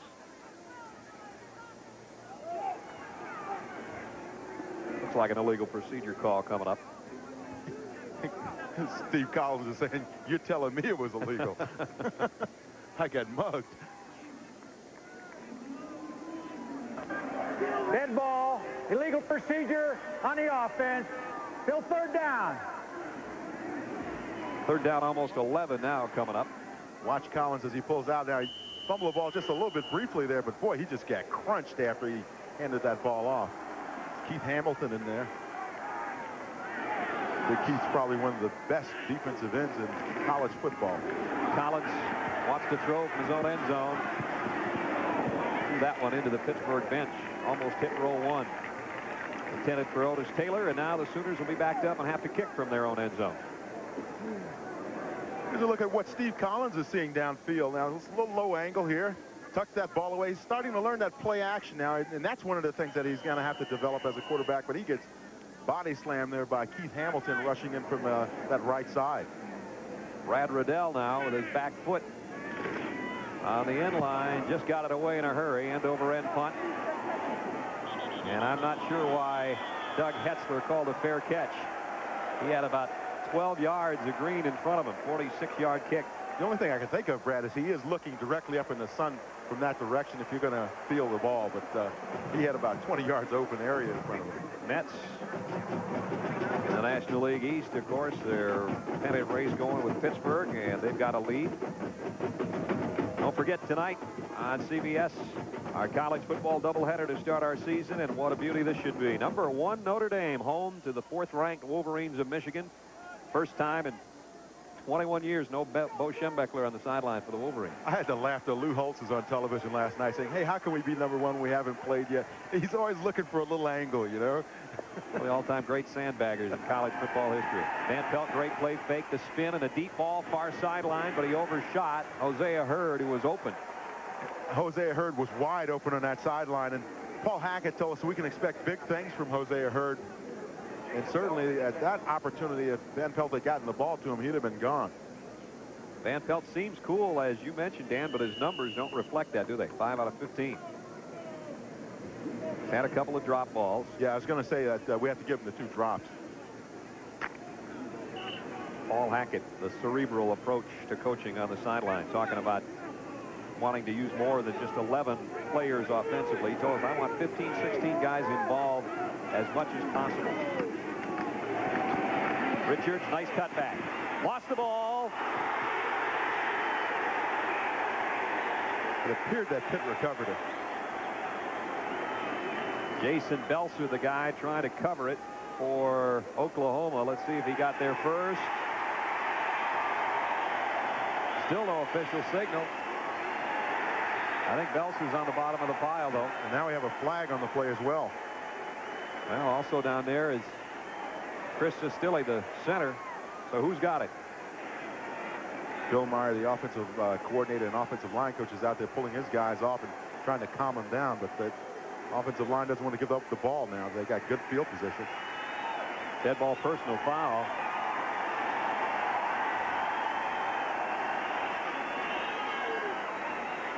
They still haven't officially told us who's got the football, but Pittsburgh is coming off the field and Oklahoma's going off the field.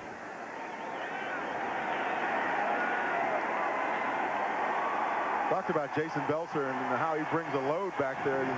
Watch him on this play. He's number 29 for Oklahoma. Number 29 in red. Right there. Strips the ball out from Kervin Richards. Ball's loose on the turf. And you see Pitt had an opportunity to recover, but watch Belser right here. Puts his helmet on the ball and just pops it right out away from Kervin Richards. He got the hit and the recovery, I think. If he'd have picked it up and ran it in for the score, it would have been the trifecta. Well, we've talked a lot about Belser already today. Yeah, well, you know, he told us the other day at practice he wanted to get some airtime, and he's getting it. But he's making all the plays to get it.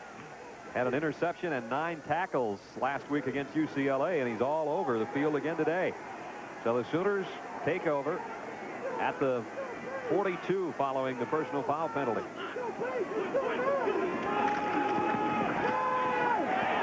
Ooh, Collins got a lot on that one. Overshot his intended receiver, Artie Guess. Yeah, one of the reasons why he did was you saw Keith Hamilton right in his line of vision. Keith, as we mentioned, 6'7". When he jumps up, he's about 10 feet up in the air, so Collins is trying to get it over top of him. And watch at the top of your screen, number 92 is Hamilton. And he takes 3 steps across, and he just gets airborne, and that makes it very difficult for a quarterback to see downfield. Come on now, let's go. There's a good look at Hamilton. Big rush man last year as a freshman, had 9 sacks. Made a lot of people's freshman All-American lists. Delayed give to Lewis, and he slips as he crosses the 40, got near the 39, where it's going to be 3rd down and about 7. Craig Gobb there on the stop. Brad, sometimes you run a play like that draw, because you want to take advantage of that hard upfield rush. Now, saw Keith Hamilton coming upfield on a previous play. This time they let him come up, and they come right back up underneath where he left with the draw play. So here's a 3rd down where most teams would throw. Hey, Oklahoma's throwing now. They've got that option eye that looks quite a bit like a wishbone. And a loose ball again. Pittsburgh might have this one. The fullback left it at the 35. Either way, it's not going to be a 1st down as Kenyon Rashid lost the handle on it. That's also good tackling, reaching in and stripping that ball out. Well, Oklahoma maintains possession, but still faces a 4th and a long 2.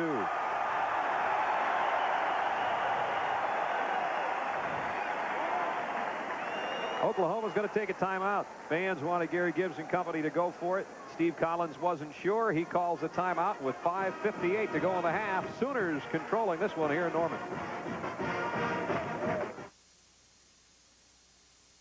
Oh, yeah, now.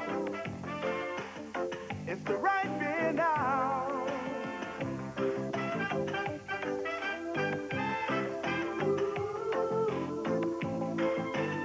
It's the right beer now. So clean and pure, it's the right beer for sure. Come on, it's a Coors Light.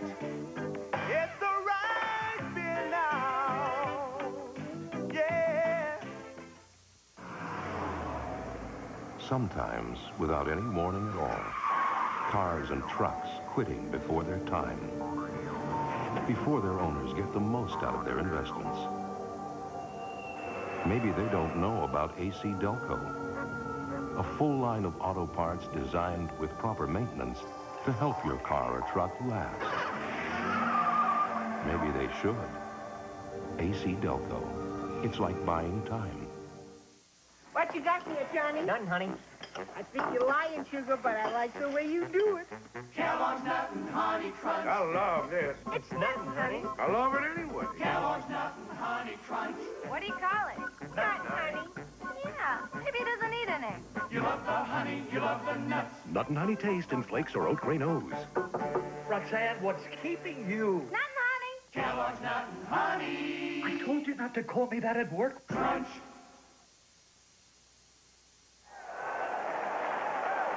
Just under 6 minutes to go in the half. Oklahoma 21-3 here on their home field in Norman. And second-year coach Gary Gibbs has decided to go for it here on 4th down and 2. Oklahoma's run it up pretty well. The rushing statistics. Almost 3 yards to go here on 4th down. Pitch to Lewis. First down and a lot more.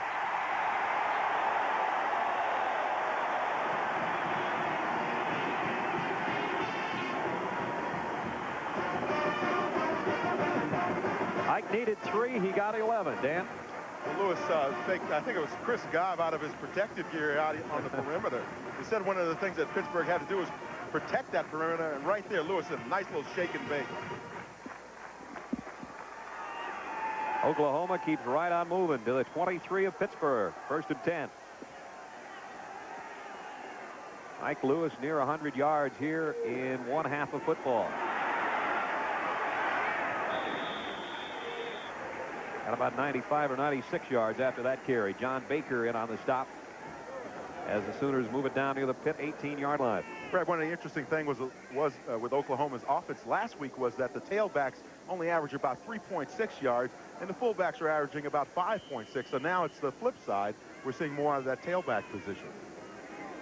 Coming up at halftime, it's the College Football Today with Andrea Joyce and Mike Francesa. And we're going to hear from Bo Schembechler and Lou Holtz, too. We'll have scores and highlights from the day in college football. Score here, 21-3, Oklahoma. First man through near the 16's Rashid. You know, typically what happens, though, when that situation develops like we talked about last week in the UCLA game, is that the defense sees that and they say, hey, look, we really have to make an adjustment to stop the fullback because the tailbacks aren't that effective. Now, Oklahoma is missing one of their tailbacks, and that's Mike Geddes, a guy who they thought was a legitimate Heisman candidate. He's out with a knee. We saw him the other day at practice, and he's out trying to run now. He's got a brace on it, but has the same kind of injury that Blair Thomas had when he was at Penn State. We only hope that Mike gets back as well as Blair Thomas did. Rashid with a flag down inside the 10. It'll be 1st and goal, but I thought I saw a marker down. Maybe not. Kenyon Rashid. We were telling a story earlier about when he got hurt in high school. He was 15 years old when he tore his knee up, and the doctors were afraid to tell him that maybe he would never be able to play again, and he didn't know it, so he just kept rehabbing himself and got back into great condition. They said had he not been a kid who was 16, 17 years old, he may not have come back if he was 23 or 24 trying to rehab that knee, and they really didn't tell him how bad it was. Today, he's done a great job. So is this man, Lewis. This time stopped, very short gain. Lewis Riddick got over there from his safety spot. One of the things that will be interesting to see out of this Oklahoma option I is throwing to the backs, and that's one thing that Rashid mentioned to us the other day that he would like to see. He says, I've got soft hands, you know, I want to get the ball. We told Gary Gibbs that. I don't think Gary was buying all of it. No, he wasn't at all. He'd rather have him tote the football on those big size 16 shoes. Gary Gibbs, a youthful-looking coach, and he is young. 16 years, though, in this program. Again, stop for no game as Rashid as the Pittsburgh defense stiffens. And now it's going to bring up 3rd down and goal. Derek Hicks inside, got one of the hits for Pittsburgh. We talked about time of possession and how you have to keep this Oklahoma offense off the field if you're the Pittsburgh defense, and today they just have not been able to do it. Already Oklahoma's got 195 yards. You know, they had only 81 rushing yards against them a week ago. Boston College only had 81 yards. There's 2 backs here alone today for Oklahoma that have more than that. 3rd and goal of the 7th. Rashid, touchdown.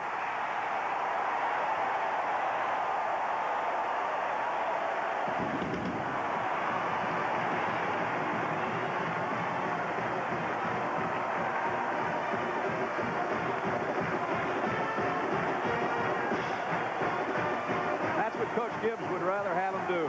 Tote the rock. Straight ahead, it is 27-3 Oklahoma.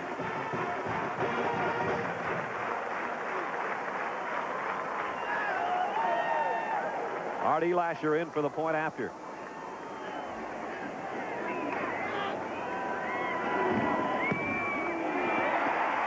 It's good. 3 minutes and 16 seconds to go in the half.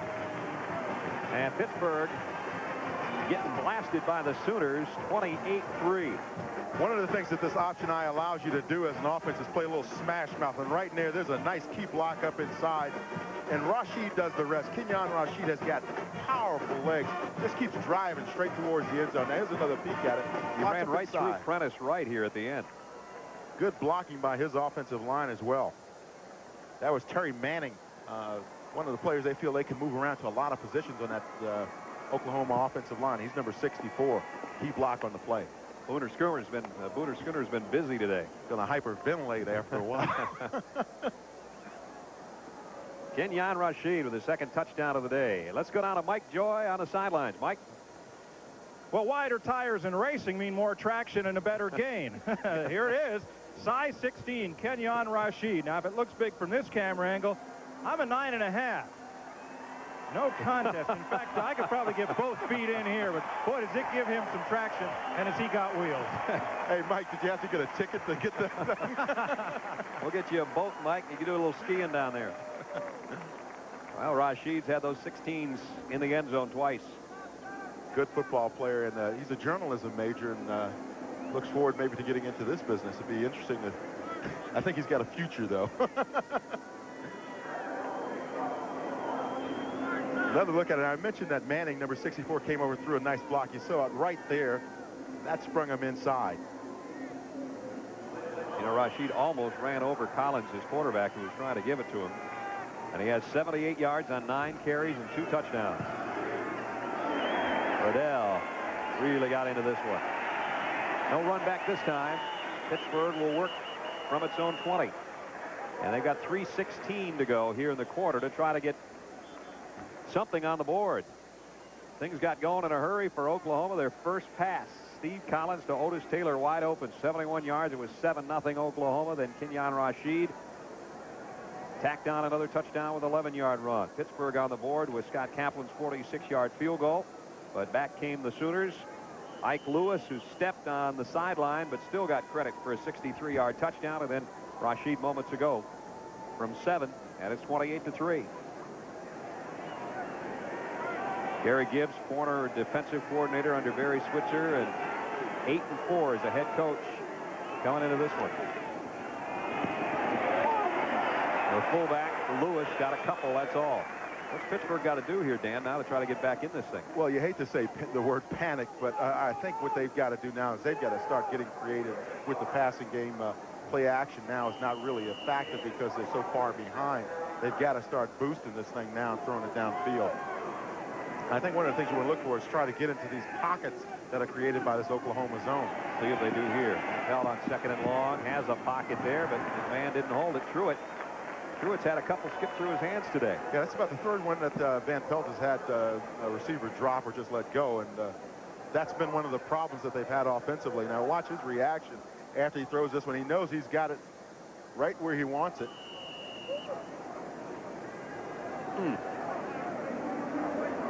The picture says it all.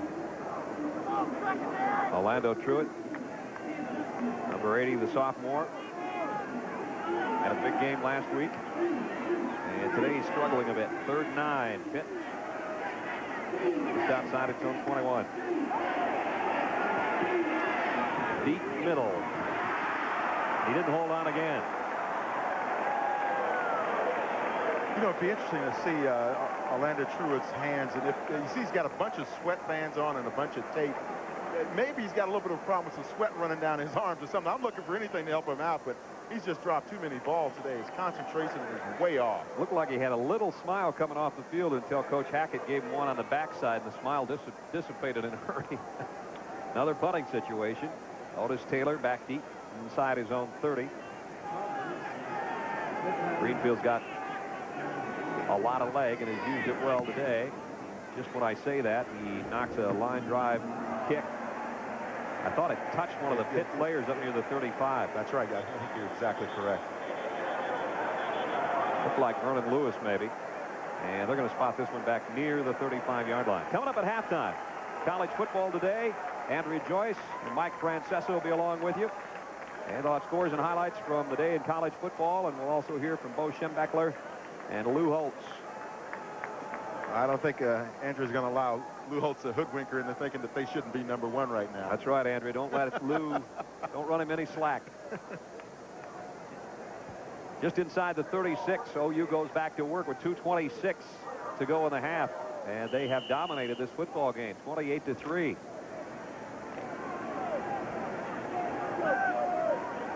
Get the look down from behind the Sooners, and now Georgia comes back. He's got by Southern Miss in the SEC. Lewis, he's over 100 yards and over the 40 to the 42-yard line. Ricardo McDonald out there to make the stop. Lewis a little slow to get up. He might just be tired. He's had a big day work already in the first half. One of the things that Fred Von Abel, the defensive coordinator for Pitt, told us is that if you allow this option to get going, he said that the chain crew over there on the sideline might be in a lot of trouble later on in the game, so you might have to water them down. 105 yards for Lewis on 9 carries. Here he comes. First down. And got it to the Pittsburgh 45. Late hit, too, I believe. Flags down on the far side. Marcus Washington and Curtis Bray combined on the stop.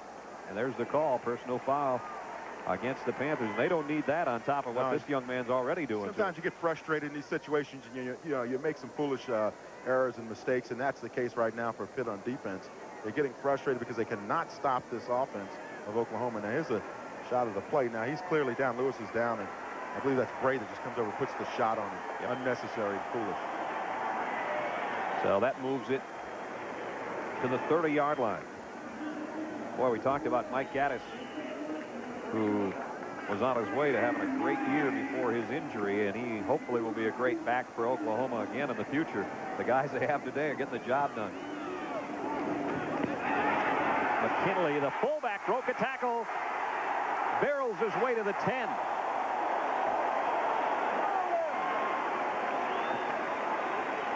"21 yards for number 31.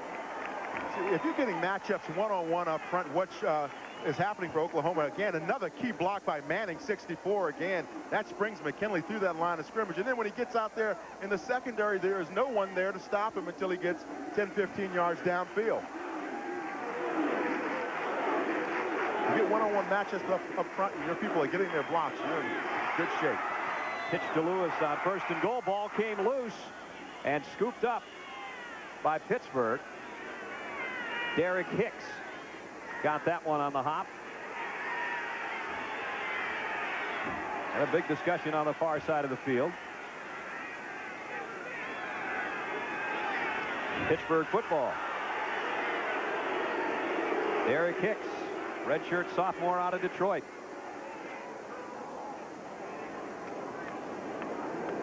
Big hits coming from the left-hand side of your screen right there, and that strips the ball out. There's another one. Gobb, 46, and puts his hand in there and punches the football out. And it is recovered by Pittsburgh. And advanced out a new rule in college football in that you can advance a fumbled ball if it is beyond the line of scrimmage. They don't want cheap touchdowns, and that one was beyond the line of scrimmage, so scooped up, run out to the 16, and that is where Pittsburgh has it offensively with 1:10 to go. At this point, Paul Hackett's got to be saying, hey, look, if we can maybe get down and get a score, but you don't want Oklahoma back on the board before you go in at the half. You sure don't want to throw an interception either. Alex Van Pelt, deep sideline, and incomplete. Boyer got his hands on it, and then he really got tagged. Terry Ray put the hit on him. You know how those fighter pilots talk about getting tone on somebody, you know, when they lock up the crosshairs? That's kind of what happened in that situation. You could see Terry Ray coming all the way from the middle of the field. He got tone on him right here when he just knocked him out. Wow. Think about all those Oklahoma secondary people and back through history. They always had some big stick men back there. Guys that deliver the blow. Ricky Dixon and Scott Case, and they've always had some headhunters back there. 2nd and 10, Pittsburgh. With 1:03 to play in the half. 28-3, Oklahoma. Draw play inside. Loose ball, and Oklahoma's got it again.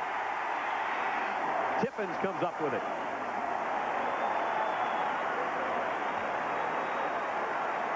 Well, we said you don't want an interception. You don't want a fumble either. Because this is the kind of thing now where it's really demoralizing. You allow them to, with 58 seconds on the clock, you allow Oklahoma to go back in and get a score. You're pretty much out of the ball game there. And here it is from the low end zone. See who pops it out. Dillard attempted the tackle. It looks like he was the guy that punched it out. It's Stacy Dillard. Exactly right. Dillard, the nose tackle, made the hit that forced the ball loose, and it's 1st and 10. Oklahoma just inside the Pittsburgh 15. McKinley, the fullback. No gain on that one. Boy, Sean Gilbert with a nice play there, number 91 for Pittsburgh defensively. Came in and just punished the play. He almost took the hand off. Clock winding down, under a minute. And the Sooners run it up in a hurry. Actually, 2nd down and a long 10. He may have lost a half yard. This time he doesn't. All the way to the 7 goes McKinley, the fullback, and now we're under a half minute. Clock stop 26 seconds as Oklahoma takes the timeout. If they get it in the end zone again to make it 35-3 at intermission, Paul Hackett's going to have to do some talking at halftime to get his Panthers back in the football game.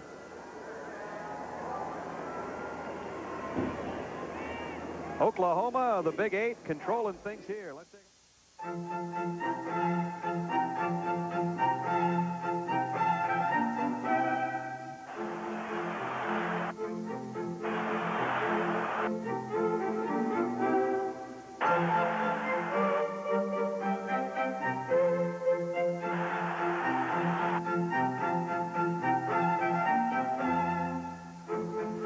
bringing athletics and academics together nicely.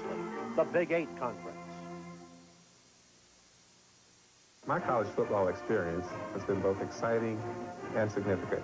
Exciting in that it provided me the opportunity to continue my education, the team camaraderie, preparation, competition, joy of victory, disappointment, and defeat. Significant in that I've found these same factors to be essential in my career after sports as well as my personal life. College football will always be important to me. College football prepares you for the game of life.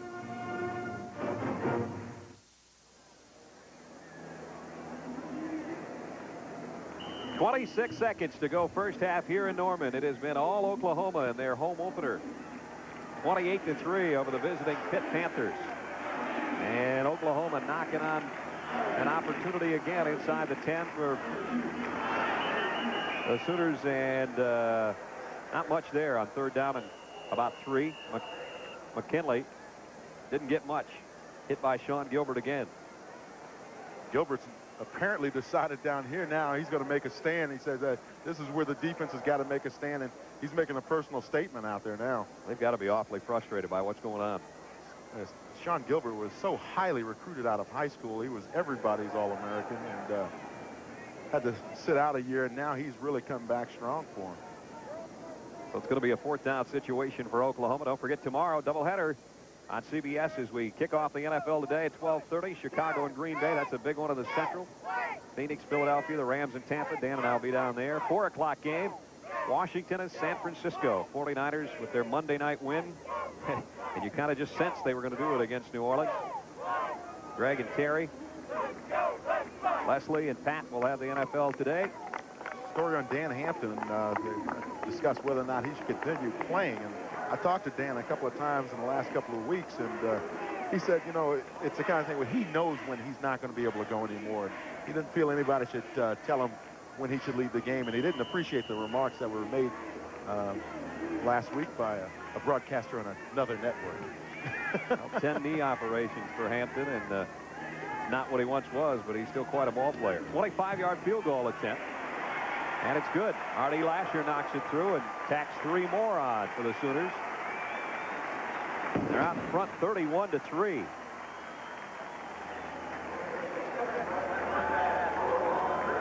Pittsburgh came in with high hopes, and they were loose at practice yesterday. Dan, they really seemed like they were ready to play Oklahoma. And I don't know if that first opening pass, Collins to Otis Taylor, kind of set the scene of what was to go on here today through the first 2 quarters or what. But I think that and this atmosphere here. When these kids walked in yesterday and the Pitt guys walked in, they were looking around and said, boy, this place is big. You know, this is Oklahoma. This is football. This is college football. They know about the history here. They know about all the great players they've had. And there's no question when you come into Norman, Oklahoma, you're here for one thing, and that's a big football game. And one of the things they noticed right away is that the fans come right up right behind to the back the of benches. The bench. Fred Von Apen, the defensive coordinator, told him, he says, I promise you, though, none of them will dress. Well, if the score continues the way that it is, we might get a couple of them out on the field. Well, the Sooners have been backed by their 75,000 fans. Some Pittsburgh folks in here, as we saw coming into town yesterday with the gold and blue. But they haven't had much to cheer about so far today. It's been all crimson and cream of the Oklahoma Sooners. 16 seconds to go. Riddell will kick it away. Is that kind of like strawberries and cream at Wimbledon? I think that's it.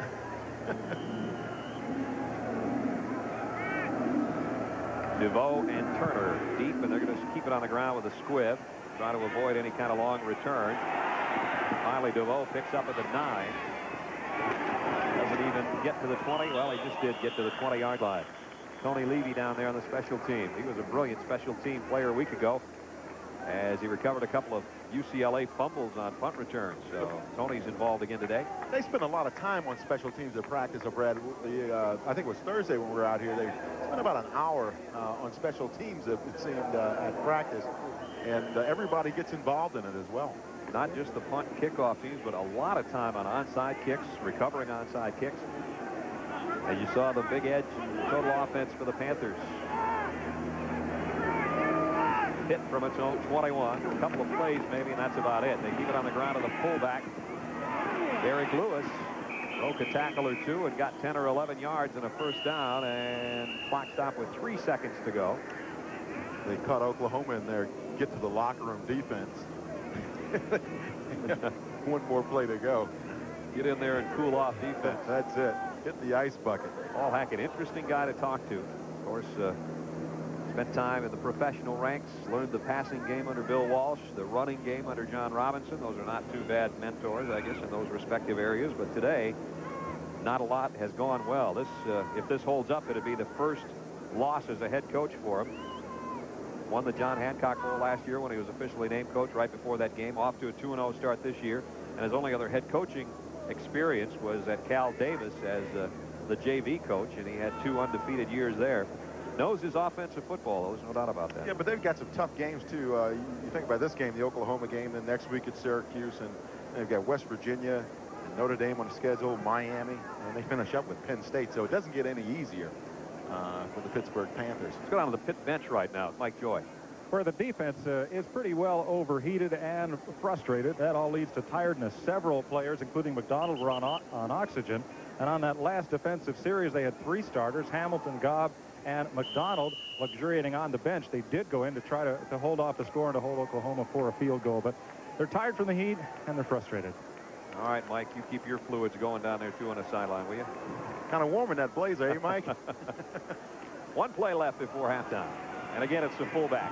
And another big hole. This will help the statistics for Derek Lewis, but Oklahoma in that prevent to end the half. And it has been Oklahoma's half. The end of the first half of play. The score, Oklahoma 31, Pittsburgh 3. Our coverage will continue after this message and a word from your local station.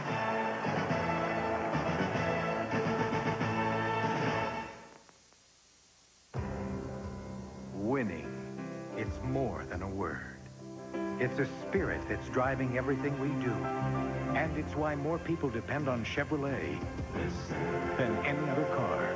From the people who push them to their limit to the men and women who drive them home, more people are winning with the heartbeat of America.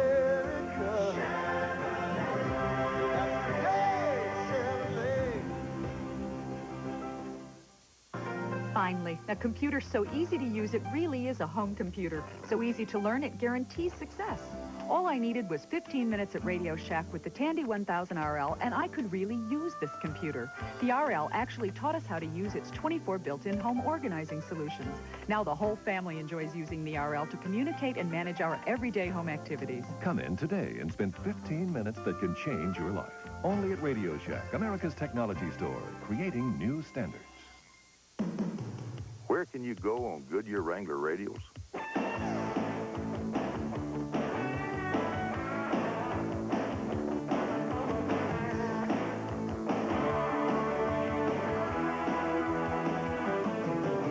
So where can you go on Goodyear Wrangler radials?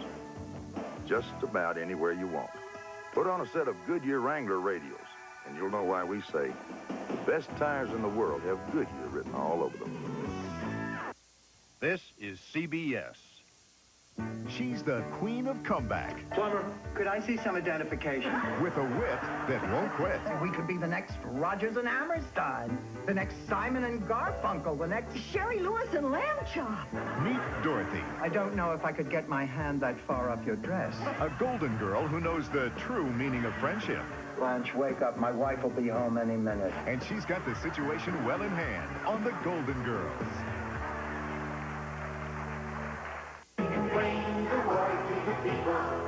You can help them, you can give it, you can try. You can fly on the wings of mercy. Don't you know these cars save lives? You can bring a friend a UNICEF card today. You can save the life of a child. And the world will sing for the life you saved. UNICEF, these cards save lives.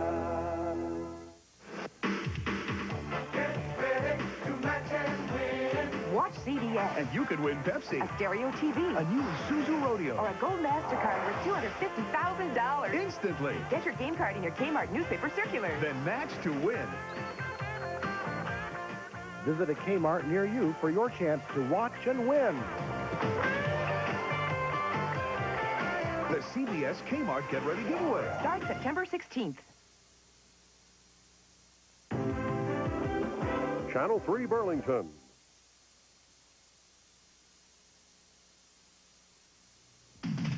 Welcome to College Football Today halftime. Now, Andrea Joyce and Mike Francesa.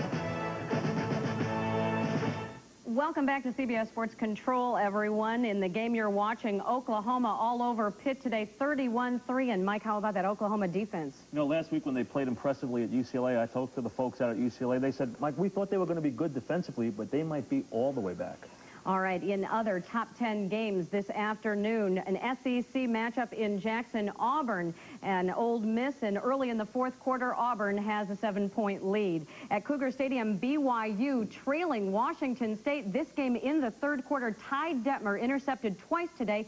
sacked 4 times. And, Mike, this is a surprise, I think, to a lot of people after BYU's big upset over Miami last week. A big letdown, and we're talking about the Holiday Bowl this early in the season. But remember one thing, those games are shootouts, especially in the WAC. BYU's comeback, they're on the move again last time I looked. So remember, last year was 46-41. You never know what's going to happen. And our Curry Kirkpatrick was in Provo for his pregame piece on Ty Detmer, and he talked with Lavelle Edwards at halftime. Lavelle, Washington State, nothing but trouble for you guys. Beat you last year, disastrous first half today. Do you sense a letdown from Miami? Well, you know, we knew that we wouldn't be up as high as we were last week, but I really didn't sense it during practice. Biggest mistake, biggest surprise I've had for some time, because during a warm-up, I knew we were in trouble. We came out and we were flat, and we just got off to a bad start and dropped balls, and we did everything, missed tackles. We've done everything wrong. What was the emotion like in the locker room, and how do you get it going again? Well, the big thing right now is we've got a whole season ahead of us right now. Whether we win or lose this game, the important thing is we've got to come back and play 30 minutes of football this next 30 minutes and get our pride and get some, get our pride back and, you know, get some momentum going, because we've got a long way to go. Mike, you heard what he had to say there at halftime. Any surprises? When you score that quickly, as BYU can, I think they're very confident that if they get back in their game plan, get their rhythm back, I think it would not surprise me in the least if they come back and win that game. And as you pointed out, it's a WAC team. That's right. All right, elsewhere at the LA Coliseum, Penn State and USC with the lead in the first quarter. This is the first regular season meeting between these two teams. Colorado at Illinois this afternoon. They're in the first quarter. Both of these teams top 10 preseason polls, but both have struggled early on. A loss today could be a major setback. Number 10, Miami on the road again at California. Miami travels 18,798 miles a season. That's the most by any team in the continental U.S.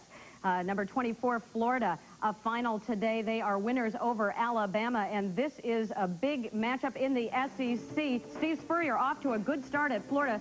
Third quarter, Florida's Shane Matthews hits Terrence Barber for a 7-yard touchdown, and Gene Stalling is not happy at this point.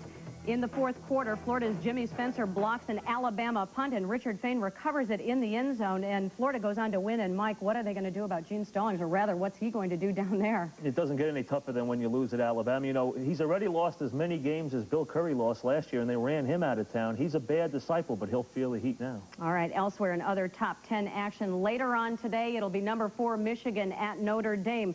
Florida State will host Georgia Southern later on tonight, and UTEP will travel to Knoxville to take on the number 7 ranked Volunteers. Nebraska and Texas are off this week. They'll get back in action next weekend. Virginia, a big winner this afternoon over Navy, 56-14 in the Sean Moore passed for 4 touchdowns this afternoon, ran for 2 more, and Mike, he certainly didn't hurt his Heisman chances today. No, this is one to impress the pollsters. Sean Moore, the Heisman voters, and of course the pollsters as far as the national polls go for Virginia. And like we said before, Virginia is in the mix for the national championship when you look at their schedule. All right, we'll take you out to Alumni Stadium now. Number 17, Ohio State, a winner today over Boston College. Number 16, Clemson over Maryland in ACC action this afternoon. Wake Forest lost to NC State this afternoon. And we will have more scores for you as you listen to the Oklahoma band at halftime.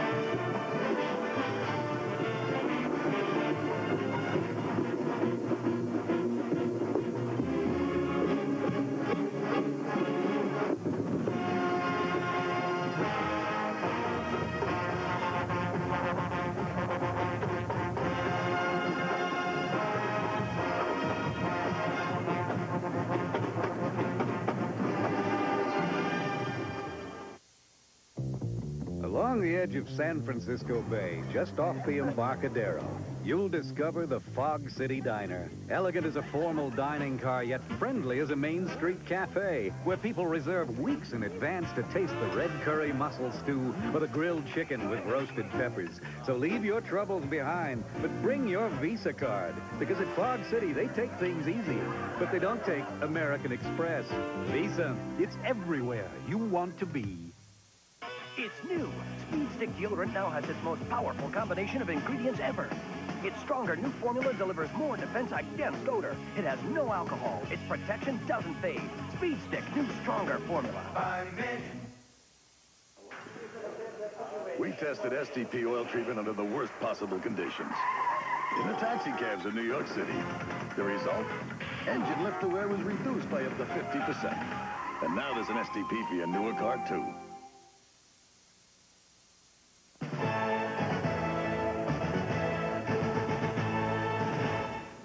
Let's continue now on the scoreboard. In the third quarter, Purdue has a 1-point lead over Washington at Kinnick Stadium. Iowa is leading Cincinnati. That game also in the third. Duke and Northwestern are all tied at 17 apiece in the third quarter. Ball State trailing Wisconsin also in the third quarter this afternoon. Iowa State leading Minnesota. Blaze Bryant hurt his shoulder in this game, and he's been taken to the hospital.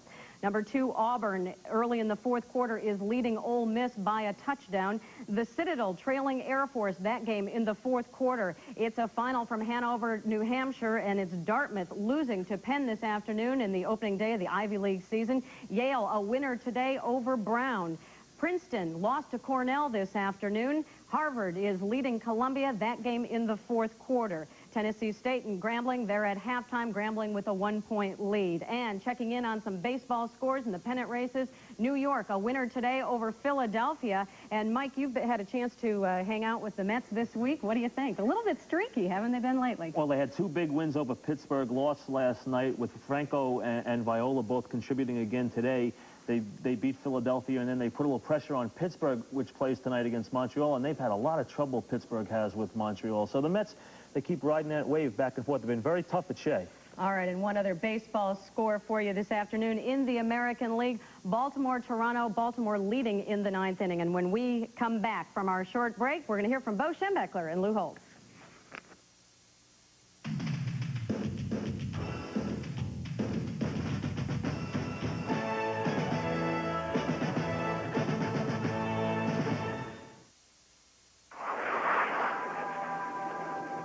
Cheetah, this is Mama. We have unknown aircraft vector 081. Roger on traffic. Stand by.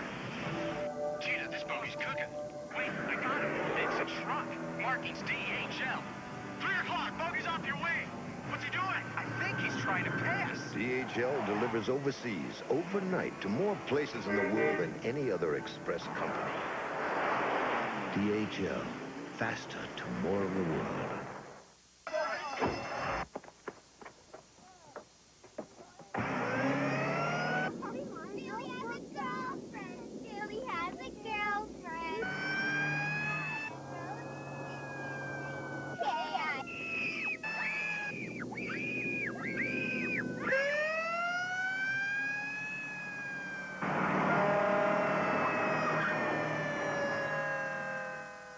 Napa, because there are no unimportant parts. You need 2 hands to count all the special rates and discounts on Allstate car insurance. For more than 1 car, pickup trucks, anti-lock brakes, airbags, good drivers, excellent drivers with Allstate home insurance, and retired drivers over 55. Pick up a phone and call an Allstate agent for details. For lots of ways to save, you're in good hands with Allstate. Allstate.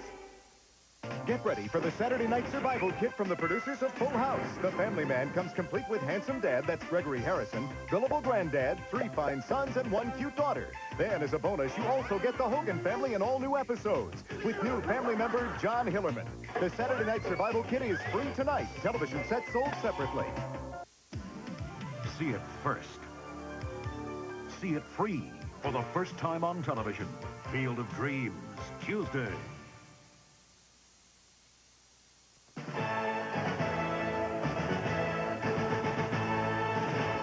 Quick update for you on the scoreboard. California has scored. They have gone ahead of Miami. Now it's 14-10 in the first quarter. Well, the man who ruled Michigan football for more than 2 decades stepped down last year. Earlier today, I spoke with Bo Schembechler and asked him about Lou Holtz. I enjoyed coaching against him a lot more when he was at Minnesota than when he was at Notre Dame. But Lou is a great coach, and we always had a great relationship, even though we competed very hard on the field. Lately, all of the news has not been good news at Notre Dame. For instance, this summer, former Notre Dame player Steve Huffman told Sports Illustrated that steroid abuse was widespread among Irish players. and that Coach Lou Holtz insisted that athletes play hurt. Our Jim Nance spoke with Lou Holtz. It bothered me greatly, Jim, and it bothered me because it attacked my character and because there's not an element of truth to it, nor was there a single fact presented to substantiate his allegation, nor is a single person come. Quick update for you on the scoreboard. California has scored. They have gone ahead of Miami. Now it's 14-10 in the first quarter. Well, the man who ruled Michigan football for more than 2 decades stepped down last year. Earlier today, I spoke with Bo Schembechler and asked him about Lou Holtz. I enjoyed coaching against him a lot more when he was at Minnesota than when he was at Notre Dame. But Lou is a great coach, and we always had a great relationship, even though we competed very hard on the field. Lately, all of the news has not been good news at Notre Dame. For instance, this summer, former Notre Dame player Steve Huffman told Sports Illustrated that steroid abuse was widespread among Irish players and that Coach Lou Holtz insisted that athletes play hurt. Our Jim Nance spoke with Lou Holtz. It bothered me greatly, Jim, and it bothered me because it attacked my character and because there's not an element of truth to it, nor was there a single fact presented to substantiate his allegation, nor has a single person come forward before or since the article, even though they've talked to over 100 ex-athletes, that said there's some truth to it, not once. I go back and it's hurt me, but I try to do what's right. And I try to do the best I can. I try to treat other people as I'd like to be treated. I can honestly say this, whether it be with Steve Huffman, any other athlete, whether it be in recruiting, whether it be in any phase of the football program, I can honestly tell you I'm comfortable, and I've tried to live my life that way. And because it gives the assumption I haven't, that hurts. Mike, earlier today in the pregame show, you talked about Lou Holtz, the possibility of him going to Minnesota. What's been the reaction since then from Notre Dame? Well, I stand by what I said, but I heard from Notre Dame today, the officials out there called me after we finished the pregame, and they said, do 2 things for us. One, clear up the misconceptions about Lou's contract. It is a verbal agreement, so then open-ended, if both consent, he couldn't, you know, stay or leave, depending on what each side decides to do there. The other thing is, they said Lou says he's happy, and this is the only place he wants to coach. We'll see. And tonight's game? I think that Michigan's... Back on the field again? I think that Michigan's real good. It's good to get back on the field. I think Michigan's real good, but I think Notre Dame's the best. They're well-drilled. I think their front 7 is great, and I think Rick Meyer is going to be a star. I think Notre Dame will win easy. Not easy. They'll win me by 10 points. All right, we'll find out later on tonight. And when we come back, we'll rejoin Brad Nessler and Dan Jiggets in Norman for the second half of Pitt, Oklahoma.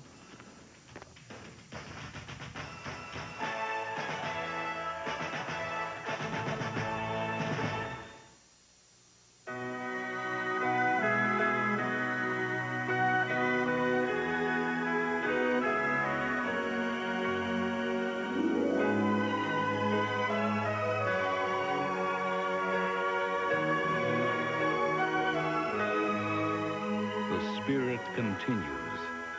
The University of Pittsburgh, our 3rd century of pioneering the future.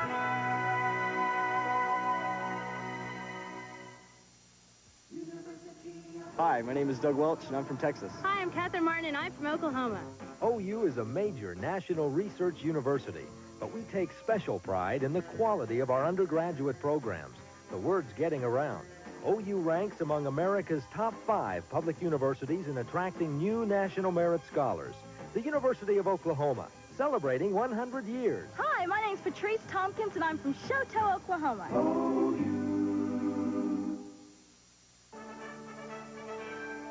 Visa honors America's Olympians, like Roger Kingdom of the University of Pittsburgh and Kelly Garrison of the University of Oklahoma. Today, collegiate athletes are in training for the '92 Olympics, and Visa will donate $1,000 to each of these universities and $1,000 to the 1992 U.S. Olympic team for their efforts in the development of our future U.S. Olympians.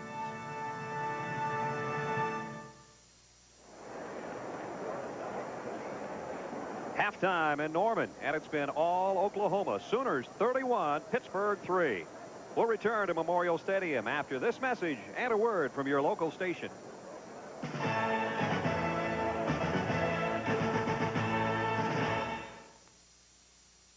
How much insulation do you have in your attic? 3 inches? 6 inches? Well, the Department of Energy recommends R38 for most American homes, which is equivalent to a foot of Owens Corning pink fiberglass. So grab a ruler and measure your attic insulation. Then get rolling, because 12 inches of pink fiberglass can help you get a foothold on your energy bills. The airline that brings you 10 countries across Asia and the Pacific now bridges the Atlantic to Europe. With flights to Frankfurt and to Paris. Come fly the airline that spans more than half the world. United. Come fly the friendly skies. This is CBS. Clean and save.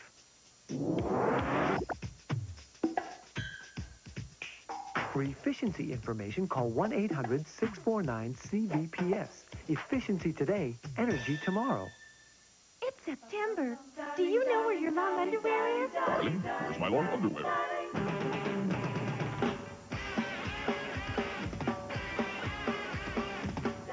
Darling, where's my long underwear?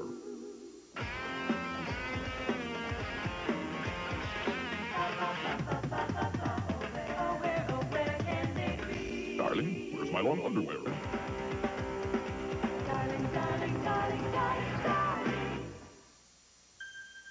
Zap it and save. For efficiency information, call 1-800-649-CVPS. Efficiency today, energy tomorrow. I'm Marcellus Parsons, and this Sunday we begin a series of interviews with the candidates in Campaign 90. The two criteria for whether I should be reelected or whether I should not be reelected are: one, have I been an independent, fair, tough lieutenant governor? I think the answer is yes.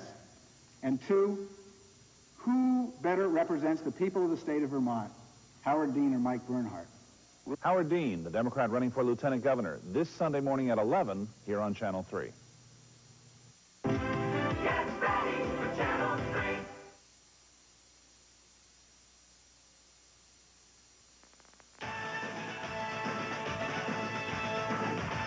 CBS Sports coverage of today's CFA game is sponsored by Toyota's quality line of cars and trucks. Toyota, I love what you do for me. Georgia Pacific, when you buy building products, ask for Georgia Pacific. That's all you need to know. And by Bud Light, everything else is just a light. Owen Field here in Norman, Oklahoma, and it's been all Sooners 31-3. Kenyon Rashid with a couple of touchdowns. Oklahoma opened things up with a 71-yard scoring pass. That's right, I said pass. And they just picked it up and put them down against the Pitt Panthers, who have got a long way to come back here now in the second half. Pittsburgh is a team capable of doing it.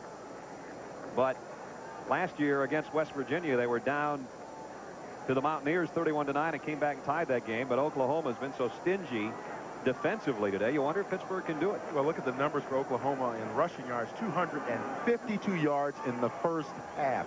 And one of the reasons why is Kenyon Rashid. Watch that block right in the middle by 320-pound Terrence Manning, who just allowed Rashid to get into the end zone. Now, that was the second time that Manning had punished that Pitt defensive line up in the middle on that series. Panthers not helping themselves with the turnovers either.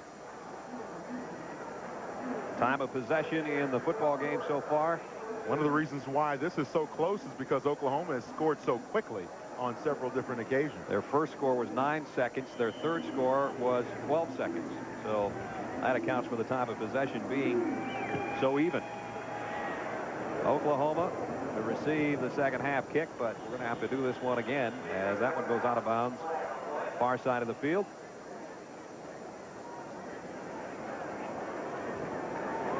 So we'll start all over. Scott Kaplan will tee it up to kick it away again. We welcome you back to Norman, wherever you may be watching on our first college football weekend here on CBS. Don't forget Notre Dame, Michigan tonight.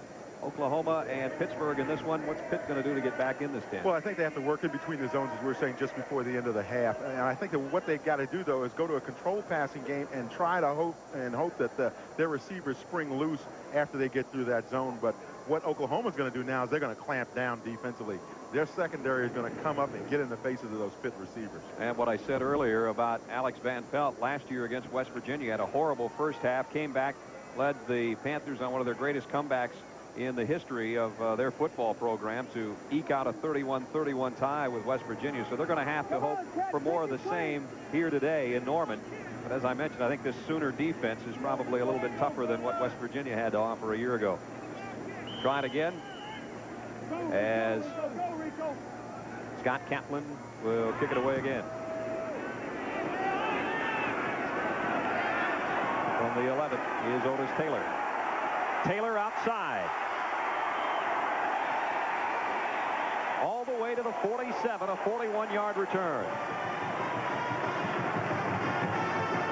Lewis Riddick got him down on the far side of the field. Luckily for Pitt that Lewis Riddick was back there when their safeties made the tackle. He's a fine open field tackler. Otis Taylor's had a great day today, folks. First play for Oklahoma offensively.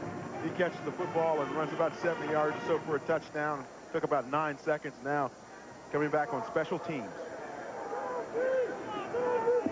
Oklahoma offensively at the Pittsburgh 46-yard line.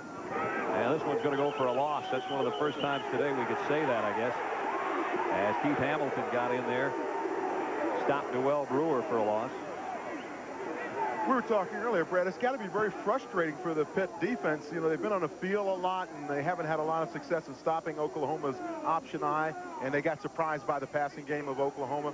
One of the things you would expect out of their defensive front, though, is to start penetrating a little bit more. They're more effective when they come off and penetrate against this Oklahoma offense. So a loss on the play of 6, second down, 16. There's an option eye with Taylor in motion. And the toss to Brewer. Look out, Dewell Brewer. All the way, touchdown Oklahoma.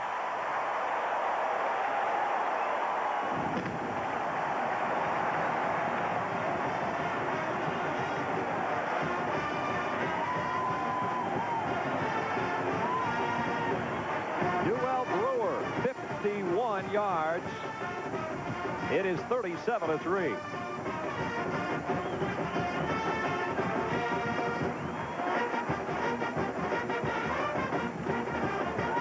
What did we tell you about that time of possession not mattering, right? Time in the 40, it seems the only thing that matters for Oklahoma right now. R.D. Lasher with the point after. Line drive, but he got it through. Less than a minute into the third quarter. And Oklahoma with another touchdown. Fred, what you have to hope for in this option eye if you're in defense is that when you force the issue at the line of scrimmage, your secondary rotates up and comes back up to make the stop somewhere near the line of scrimmage. Now, Gobb is a linebacker, missed the tackle there. You see Riddick 5 chasing the play. He's the safety, the strong safety, and you want him up on that line of scrimmage, punishing that back, because somebody's got to force the issue, and somebody else has to come up and make the stop, and it's just not happening to that Pitt defense. Dewell Brewer forced the issue right into the secondary. 51 yards later, touchdown, Oklahoma. I see Keith Jackson, tight end for the Philadelphia Eagles, former Oklahoma Sooners, enter our booth up here, and he's got a big smile on his face, and he's got full Oklahoma football regalia on. He's crimson and cream up here, that's for sure. 38-3, 55 seconds into the quarter. I know Keith wishes he was back with the Philadelphia Eagles. He's still holding out, but I'm sure he's very hopeful that the situation will work out to his advantage. So a few greenbacks wouldn't hurt. One of the lone remaining holdouts in the NFL. Let's go down to the sideline on the Oklahoma side with Mike Joy. Mike? Coach Paul Hackett's speech to his Pitt team during the half was all about execution of fundamentals. They're throwing the ball is getting there, it's not being caught. They've thrown a couple away, and it's just a matter of playing good, fundamental, executional football. When you get tired, when you get frustrated, you can't do that, and that's where he feels Pitt is making the mistakes. It's not in technique, it's in fundamentals. Pittsburgh, Ricky Turner from the 4-yard line. Won't get back to the 20. Tony Levy down there again, along with Jason Belser. Only a 13-yard return for Ricky Turner.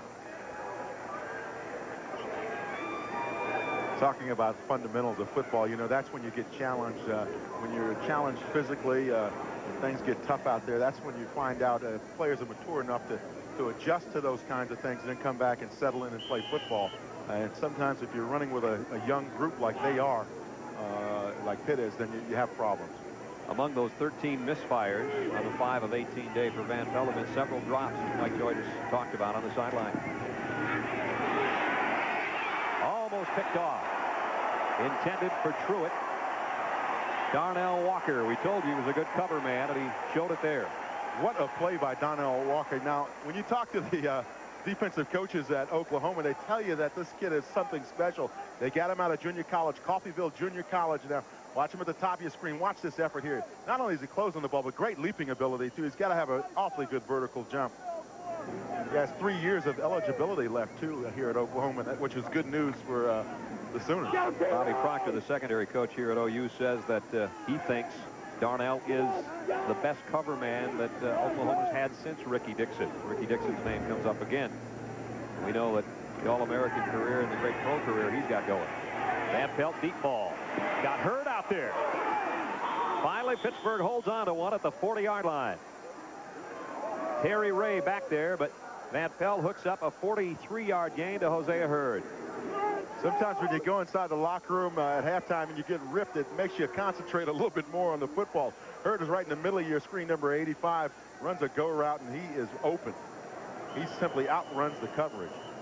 And what happens is when you run up in the middle of that field, you got some safeties covering you, and that time it was Terry Ray for Oklahoma, and Hurd outran him. Paul Hackett very pleased with the play of Hosea Hurd so far this year. He sat out the last 6 games of last year for disciplinary reasons. Disciplined by former coach Mike Gottfried. He told us, he said, expect big things. This guy's going to make some contributions to his football team. Showed his 4.4 speed and getting out there and picking up that 43 yards. Van Pelt goes to Truitt this time. A little bit too far out in front of him. Truitt got his hands on it, but doesn't hold on. See, if you're a quarterback, you're getting that kind of time. Your offensive line is giving you some protection. You look downfield and you want your receivers to get open. If you're being covered man-to-man, or if you're running through a zone, you've got to find those holes and settle down in them. And that's your responsibility as a receiver, because everybody else is doing their job, and you've got to do your part as well. We're just a minute and 40 seconds into the third quarter here in Norman. Brad Nessler, Dan Jiggets, Mike Joy along with you. The Sooners 38, Pittsburgh 3. Alex Van Pelt trying to change it by getting Pittsburgh their first touchdown. Off play action throws, knocked down by Chris Wilson. Boy, has he been an active linebacker today. Dave Moore was the intended receiver. Wilson, who had the interception on Pittsburgh's opening drive, and it really set the tone, it seems, for how this day was going to go. And you mentioned the key word there. He is one of the tone setters for Oklahoma. Here's a kid that says that his mom never misses a football game of his. Younger brother Corey is a defensive back here, a freshman with the Sooners. 3rd down and 10, Pittsburgh. At the OU 40. Van Pelt steps up and lets it go. Truitt can't get there. Just about a yard too far in front of Orlando Truitt. Get the home run opportunity, and that time Alex had it and just put a little bit too much air up underneath of it. But that's the thing now, you know, you haven't been throwing those balls the whole game, and all of a sudden now you're trying to go deep. It's a little bit of an adjustment. Scott Stark, the backup quarterback, into punt. He's their placement punter, if you will. Lewis Riddick up under center, and he'll back away now, you see, about 5 or 6 yards. Leaves the option open, and Stark chooses to throw out of this formation, but he will kick it. And he kicked it too deep as well, into the end zone. 40-yard kick, and Oklahoma will be at the 20-yard line on offense, and they've had a lot of it today with a 38-3 lead.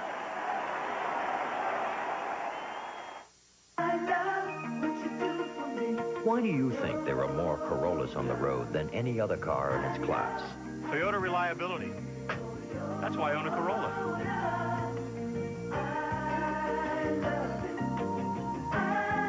I was amazed at Corolla's resale value, so I bought a new one.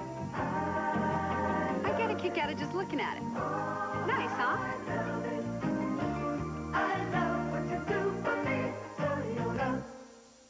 Nothing's rougher on a man's face than shaving. That's why there's Skin Bracer. It's more than an aftershave. It soothes, cools, tightens pores, so it's good for your skin. Thanks. I needed that. Skin Bracer Aftershave. By men. I estimate this planet to be 18,008,488,888 miles from Earth. My doctor! That's Super 8 Motel's 800 number! Super room, super price, Super 8. Think about it. There are thousands of building products in there. So which do you ask for? Just ask for Georgia Pacific. Even if you forget that our Southern Gold plywood is double sanded for smoothness. Even if steam cured and solid lineal are Greek to you. Just remember that every GP product has superior performance built in. So if ceramic coated granules or Acroglass top coat seem impossible to remember, just ask for Georgia Pacific. That's all you need to know.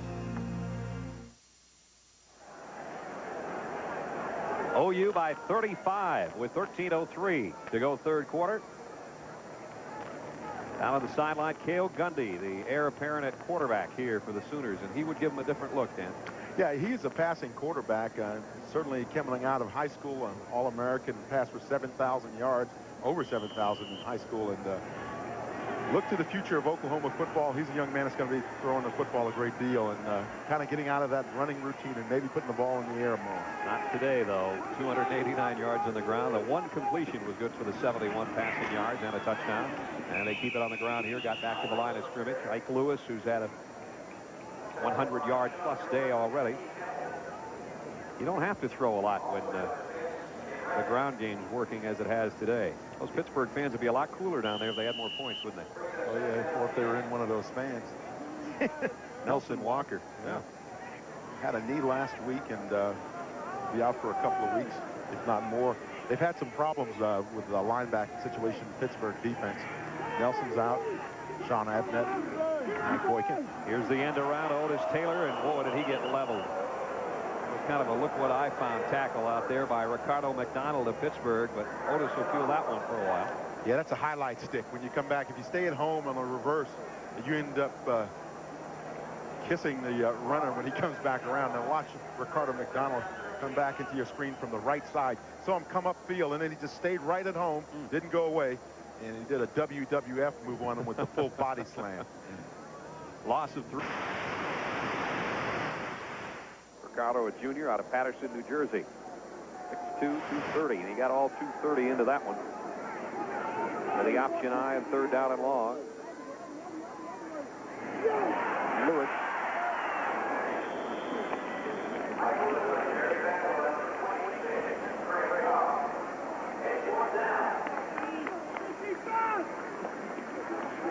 We understand we are experiencing some video difficulties. We're working on them to get them fixed as soon as possible, and until we do, a little radio play-by-play here. Oklahoma and Pittsburgh with 11:15 to go third quarter. Sooners with a 38-3 lead. High snap from center. Riddell got the kick away. Etzler's going to field it on one hop at the 40 and got up to the 42-yard line. So only a 2-yard return after a 40-yard punt. And the Pitt Panthers are going to have pretty decent field position with which to work when we come back. 11:03 to go in the third. Sooners 38, Panthers 3.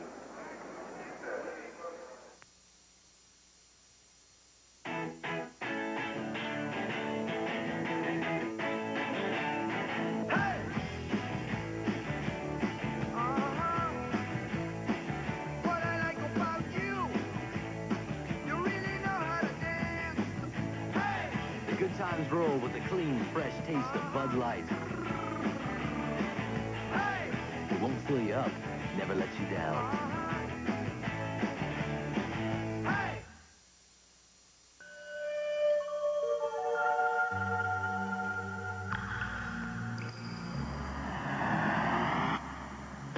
This is not what you want in a shave.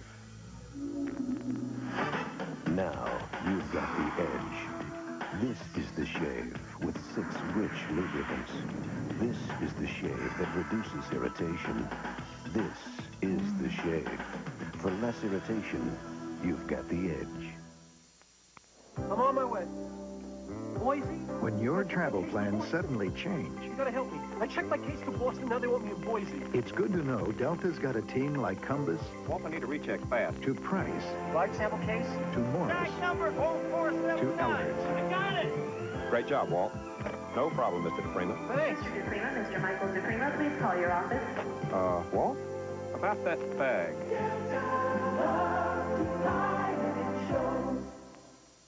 As every reporter knows, there are two sides to each story.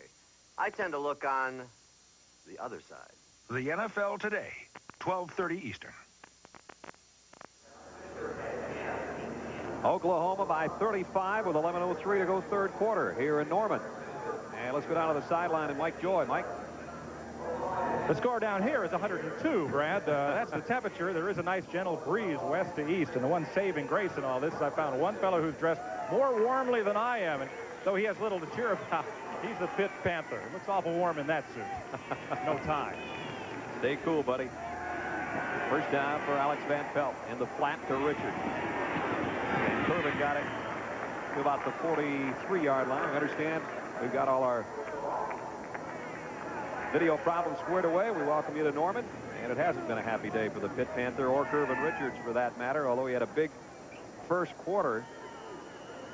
He's not been the biggest part of the offense due to the fact Pitt's so far behind. Coming out to the half, he had 88 yards in the first half, and normally when he goes over 100, Pittsburgh wins the football game. I think it's 10-3-1 is their record when he goes over 100 yards, but today he may do that, but Pitt's in trouble. Alex Van Pelt is 7 out of 24 throwing the football. Set to put it up for the 25th time. Deep ball for Truitt. Intercepted.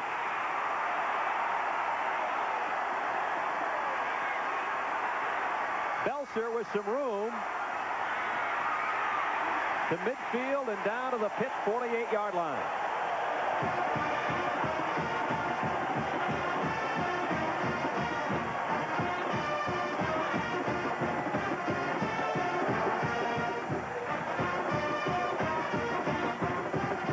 Jason Belser's been all over the field today. An interception and a 43-yard return. Yeah, the way Alex Van Pelt hung this one up there, I thought Jason Belser was going to run over and signal a fair catch, though, because the ball was up so high in the air.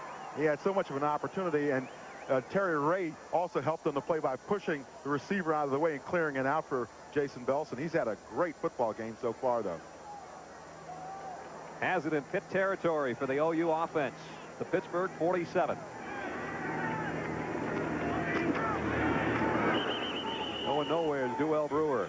Nice hit again by Ricardo McDonald, the outside linebacker. You know, Brad, last week in the UCLA game, Jason was nominated as the Big 8 player of the week by the Oklahoma staff, and I'm sure he's going to get that same kind of recognition this week as well. That's right. Big turnovers in this ball game. Auburn got a scare. Here comes BYU, trailing by a touchdown now, as Washington State jumped out to the big lead. Ty Detmer's got that offense off the air now, up in the air and flying high. Golden Bears trying to make it 0-2 for Miami. That'd be something. Brewer. Big hole inside the 30. This will be an Oklahoma touchdown.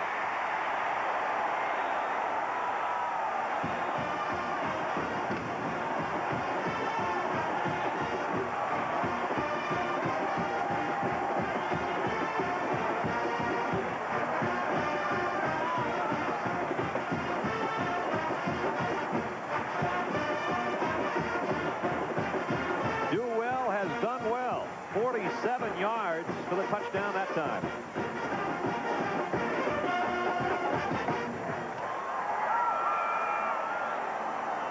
Boys, OU putting up the rushing offense. Artie Lasher for the point after. Right through the middle. Talk about running that option I, the new offense of Oklahoma. Here it is. This is just the way you draw it up when you're in the meeting room. Let the quarterback take the pressure right there, pitch it out. Brewer, nice little cutback, simply outruns the secondary of Pittsburgh. Power running as well as speed. Like we said, the only thing that matters now is 40 times for Oklahoma.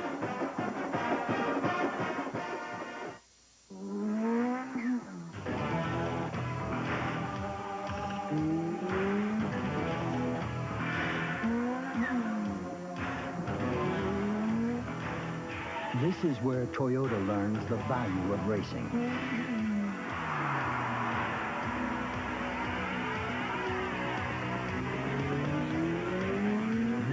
where you learn the value of racing. Over the river and through the woods, to grandmother's house we go.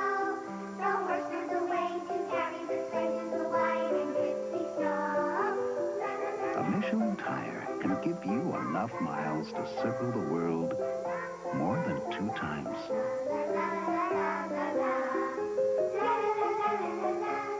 That's a lot of trips to Grandma's. Michelin, because so much is riding on your tires.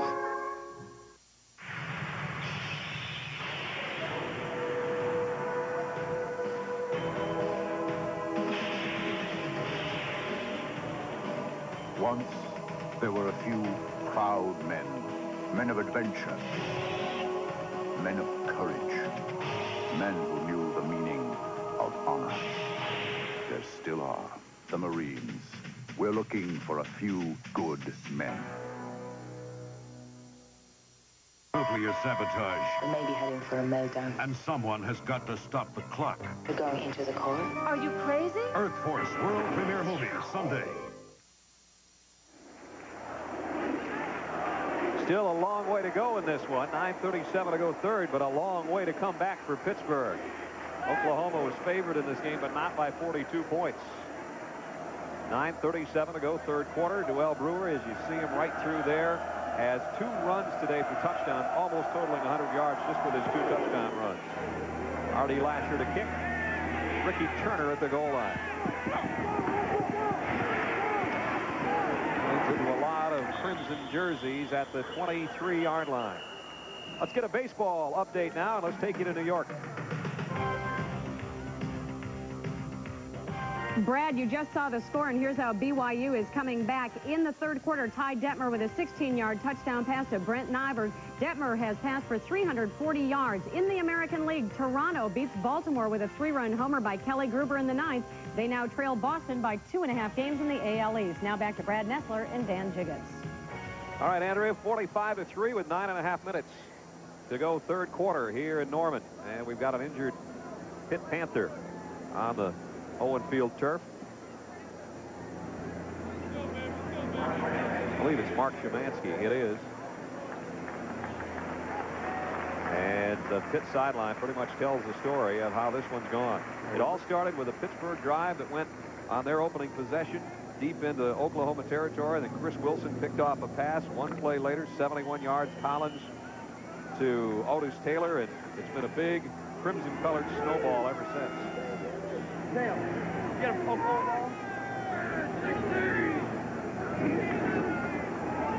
Gervin Richards. Ooh, he took a shot at the 26.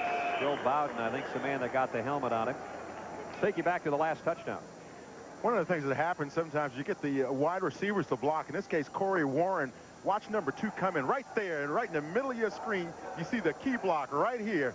That's Corey Warren, who up until a couple of days ago was really considered a defensive back. Now he's a true freshman and got the opportunity to play today. And boy, did he make a clean, clear block.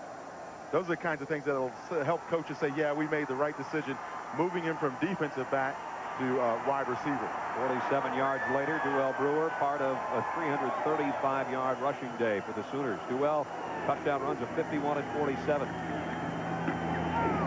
Gervin Richards again, left side this time. Still going to be a third down situation for Pitt. Third down and 3 coming up. Tracy Gordon and Joe Bowden in on the hit. Oklahoma has mixed it up pretty well today, Dan Jiggets. Everybody's in the act as far as the ground game's concerned. These are the kind of days that make you feel real good when you go back to practice on Monday. See Ike Lewis 113 yards. Duell Brewer with 106 and Kenyon Rashid with 78, but the key there for him, 2 touchdowns. Tell you what, this new pass offense of the Sooners is working pretty well. Well, they're passing it to the back. Third down 3 for Van Pelt. Got it complete. I don't know if it's enough for the first down. Going to be very close. Glenn Duveau made the catch and took a shot right about where the first down marker is. They may have to bring the chains on for this one. You know, in talking to Paul Hackett, it really seemed like Pittsburgh was flying pretty high when they came in. They felt pretty good. They had an excellent spring and summer camp. Summer they went to Johnstown, PA to work out, and they felt that They got the kind of work that they needed there, and they were ready for, number one, the heat and also the competition that they were going to face. And then to come in and have an unsettling experience like the one they're having today, 45-3, they're down. And they're on the bad side of that number. Got the first down by about a half yard. In Johnstown there, they were calling it at the beginning, Camp Hackett. And by the end of it, they were calling it, Can You Hack It? Yeah. It got pretty rough, the players told us. He said they promised him it was not going to be any Club Med. Nope. Don't bring your golf clubs, fellas. Boy, they could use a bag of clubs today to take a swing at Oklahoma the way things have gone. 45-3 Sooners. Pittsburgh just trying to keep plugging away, and they'll put it in the air here on first down. Hurd. Make it. Truitt down to the 35. 32-yard pickup to Orlando Truitt. Orlando Truitt's finally getting into the groove. It's late in the ball game. Runs a post pattern here. He's going to be up at the top of your screen, number 80 for Pittsburgh. Now you see that soft zone now that Oklahoma's gone back to and is allowing him to come up underneath. And what he did was he tried to settle in between the corners and the safeties and just cut across the field. Charles Franks made the stop, but not before Truitt picked up his second catch down near the 36-yard line. First down, Pittsburgh.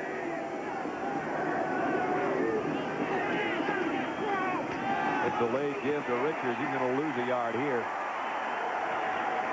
Mike Coates, inside linebacker, made the stop. Mike Coates kept him warm. He came from the other side of the field, and it was like a freight train coming. I mean, if you're running back, you have to hear that happening. Let's get out of Mike Joy with an injury update. Mike. Mark Szymanski, the Pitt linebacker that was helped off, has twisted and sprained his left knee. He's going to sit on the bench for a bit with it iced down, but it's just a sprain. Boy, Mike, we were talking earlier about those linebackers for Pitt and how many of them they have out now. This is their fourth linebacker that they've had hurt so far this season. Second down and 11. Van Pelt loads it. Now he's going to have to scramble a bit. On the run, he's got a man open. Touchdown, Pittsburgh. It's Dave Moore, the tight end. Finally, Pittsburgh in the Oklahoma end zone, a 37-yard scoring toss.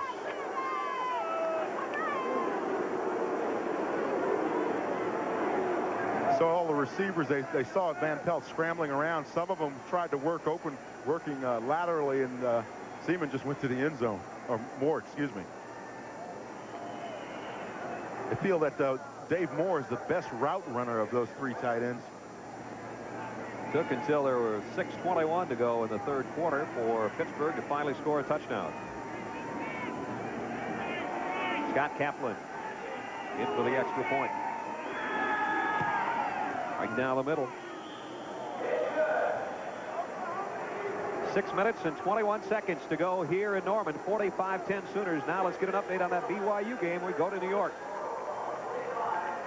Brad, BYU doing what it does best in the wacky whack. Detmer, a 32-yard touchdown pass to Andy Boyce. BYU comes back from a 22-point halftime deficit to tie the game. They're now in the fourth quarter. Let's go back to Brad Nessler and Dan Jiggets.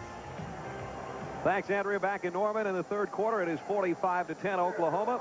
Finally, though, the Pitt Panthers able to get in the end zone as Alex Van Pelt just went 37 yards to Dave Moore, his tight end, for the score.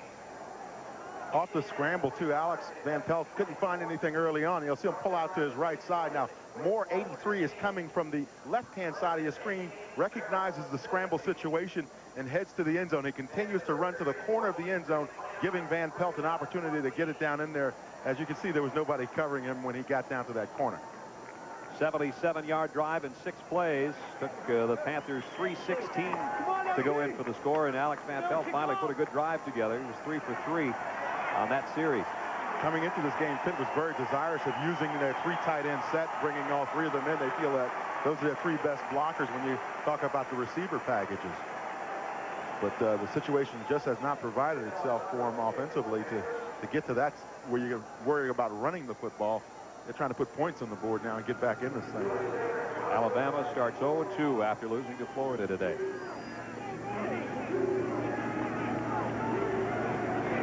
Ted D'Alessandro to kick off. Otis Taylor from the 3. And Otis got out to about the 28-yard line. Have to wonder pretty soon if Oklahoma will switch quarterbacks. Maybe go to Cale Gundy.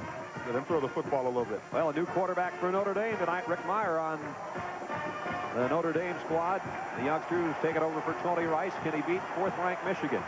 We'll find out tonight. That's the second of our doubleheader. Boy, we picked that one. Dan, here comes Gundy. It pays to keep an eye on the sideline. The freshman out of Midwest City, Oklahoma. There's his numbers from last week against the Bruins of UCLA.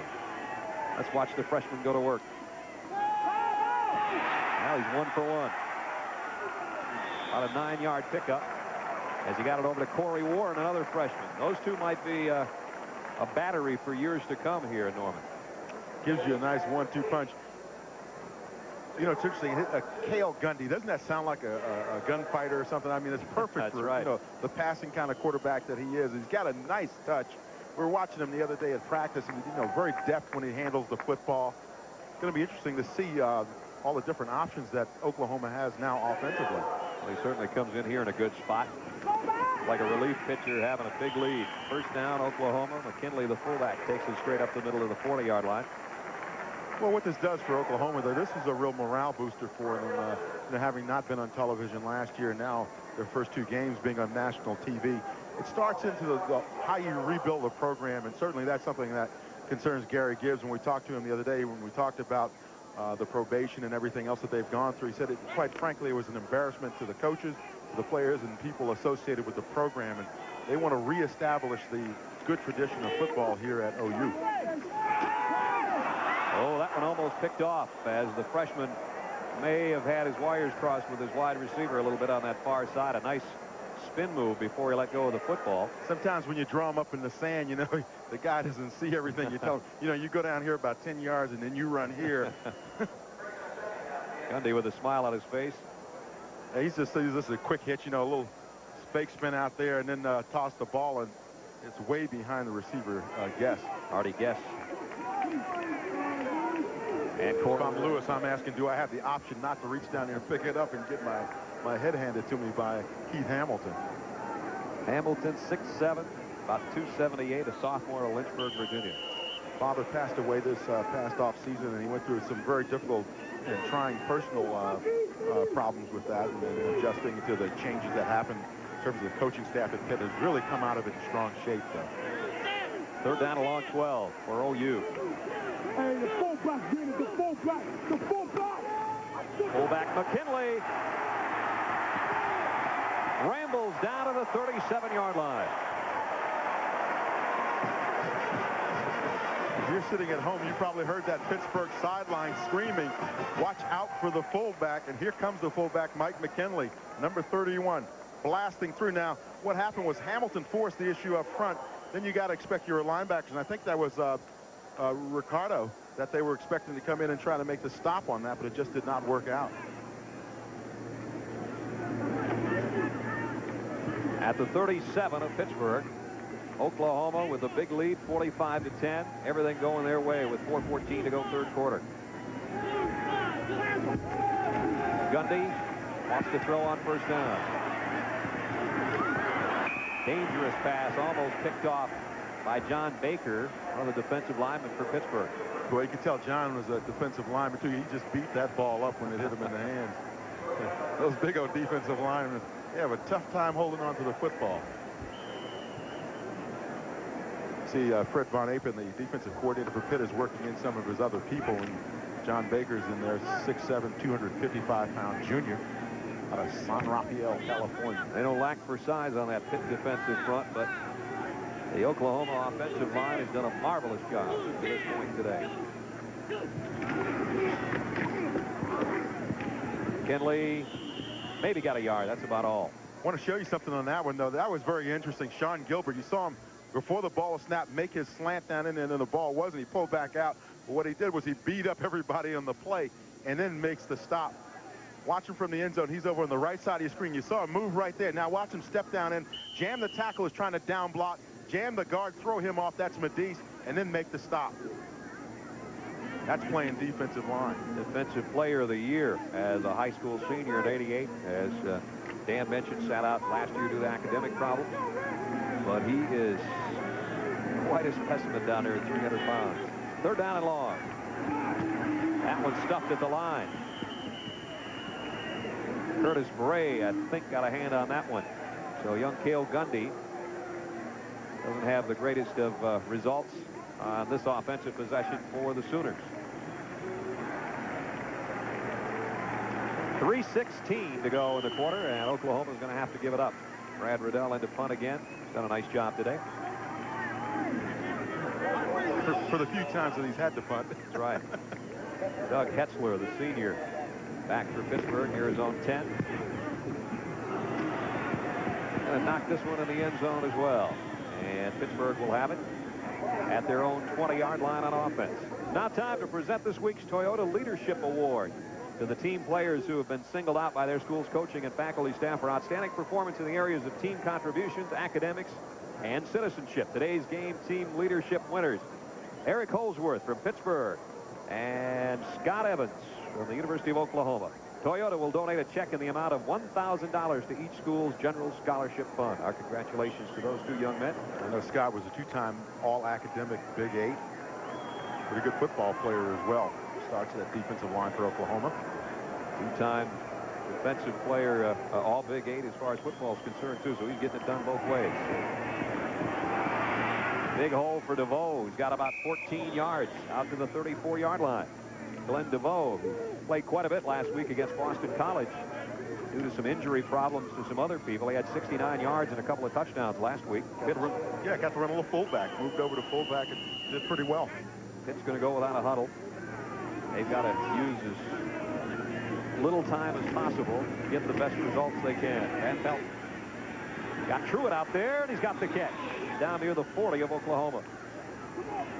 Darnell Walker was covering. 25-yard pass play. Van Pelt to Orlando Truitt. Orlando's holding on to him now. In the first half, he had trouble in that area.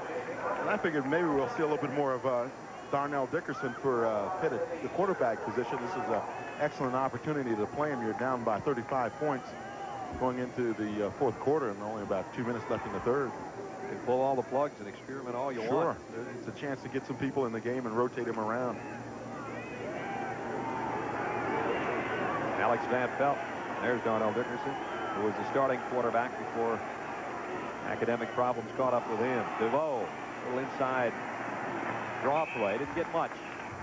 About 2 yards to the 39. Tracy Gordon made the stop for Oklahoma. You know, one thing that both of these coaches, these head coaches, seem to be concerned about, and that is getting all their people involved in the football games and making them feel a part of the program. And it is so important to look down that bench every now and then and make sure that everybody's got a little sweat worked up. On second down, Van Pelt throws back across the middle, in and out of the hands of Truitt, his intended receiver.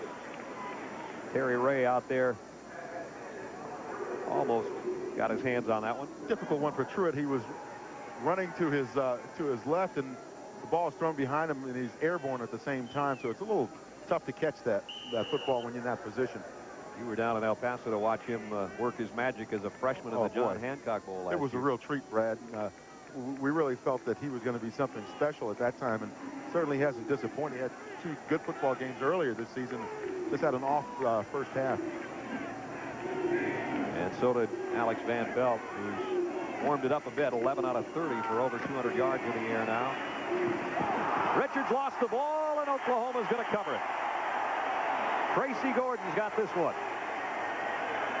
You know, Swervin Curvin wants to put a couple of moves on, but when you're going through traffic, you've got to wrap that football up. It doesn't make any difference if you make as many moves as MC Hammer. If you don't have the football in your hand, nobody cares. One of the things that Oklahoma's done exceptionally well today is go after the football. And if you're not holding it real tight and wrapping it up when you're going down, they're going to pull it out, and that's exactly what they did on that play. Oklahoma offensively at its own 34-yard line after the fumble recovery by that linebacker, Tracy Gordon. 45-10, and Pitt killing themselves with a turnover. Rashid, the first man through, out to the 38-yard line. Pickup of about 4. It'll be 2nd and 6. Let's take it down to the sideline and Mike Joy. Mike? Brad, before the advent of electronic scoreboards like the huge one here at Oklahoma, they used to paint the numbers on wood and literally hang them off the board. 50 points is the big number in college football, hence the team hang 50. That's what they're talking about on the Oklahoma bench now. They want to hang 50 points on the board today and give the nation something to think about. Well, they did that a lot of times over the years, too, didn't they? Hey, Mike, the way they used to score points here, I'm sure that guy had to be a fast painter. Second down. On the option, Gundy goes down, maybe lost a half yard. Prentice Wright inside, came up to make the stop. Gundy is not an option quarterback. As we've said, he's more of the drop-back variety with his great high school statistics. We mentioned earlier, Pittsburgh has been turning the football over. And look at the results, too. This is the thing that really does you in. Interception led to a touchdown. Fumble led to a touchdown. Fumble, field goal. Interception led to another touchdown. And we'll find out what happens on this fumble. You know, they intercepted 4 UCLA passes, and Tony Lever recovered a couple of fumbles last week, so they are really making the big play with defense. Ernest Williams, he lost the ball. Let's see who's got this one. I think Pitts covered it near the 48-yard line. I think I'm 0 for 1 on guessing who recovered the fumble today, though. Oh, well, I'm 0 for 2.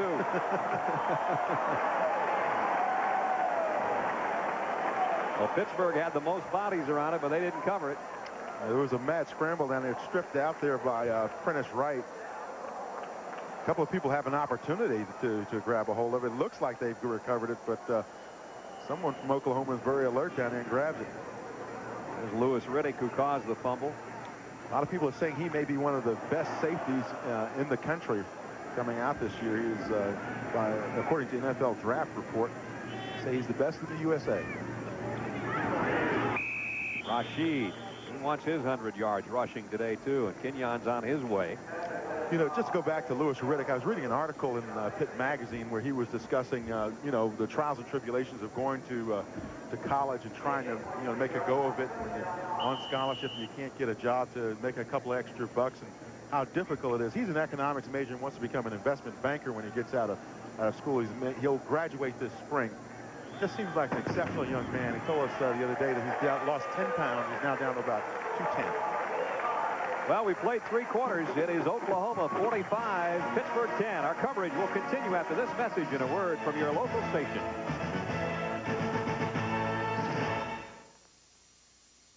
Well, you haven't got half the parts I need. How about a nice, tasteful hood ornament? No, actually, I was looking for something in an air freshener. But I'm doing a tune-up. Tune-up to these, dude. At Big A, we take our customers seriously. That's why our nationwide parts network helps make sure we have the parts you need when you need them. Tough Big A Auto Parts, made to last a long time. Now, these are going to be big, very big. Chris Kelly knows a little beachfront hotel where the view is breathtaking, but the prices aren't. Now, where do you suppose she'd rent a car? Budget, where she can reserve a car that's less than 6 months old in less than 3 minutes. Dan Larson knows a secluded course where the holes are challenging, but the fees aren't. Now, where do you suppose he'd rent a car? Budget, where every rental passes 25 quality checks and price is not a handicap. The smart money is on budget. This is CBS. It's September. Do you know where your long underwear is? Darling, where's my long underwear?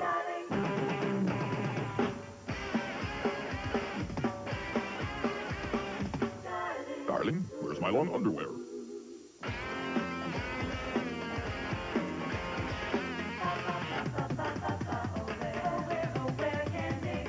Darling, where's my long underwear?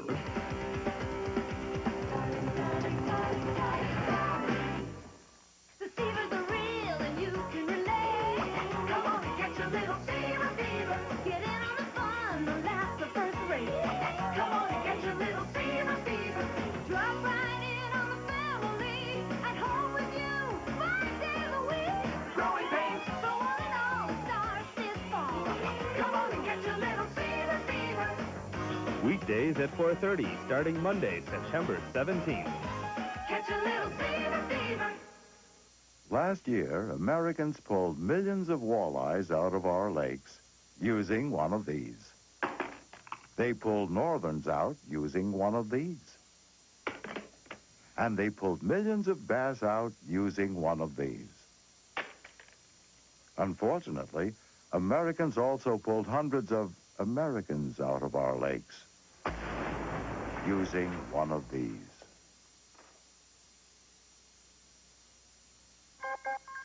Channel 3, Burlington.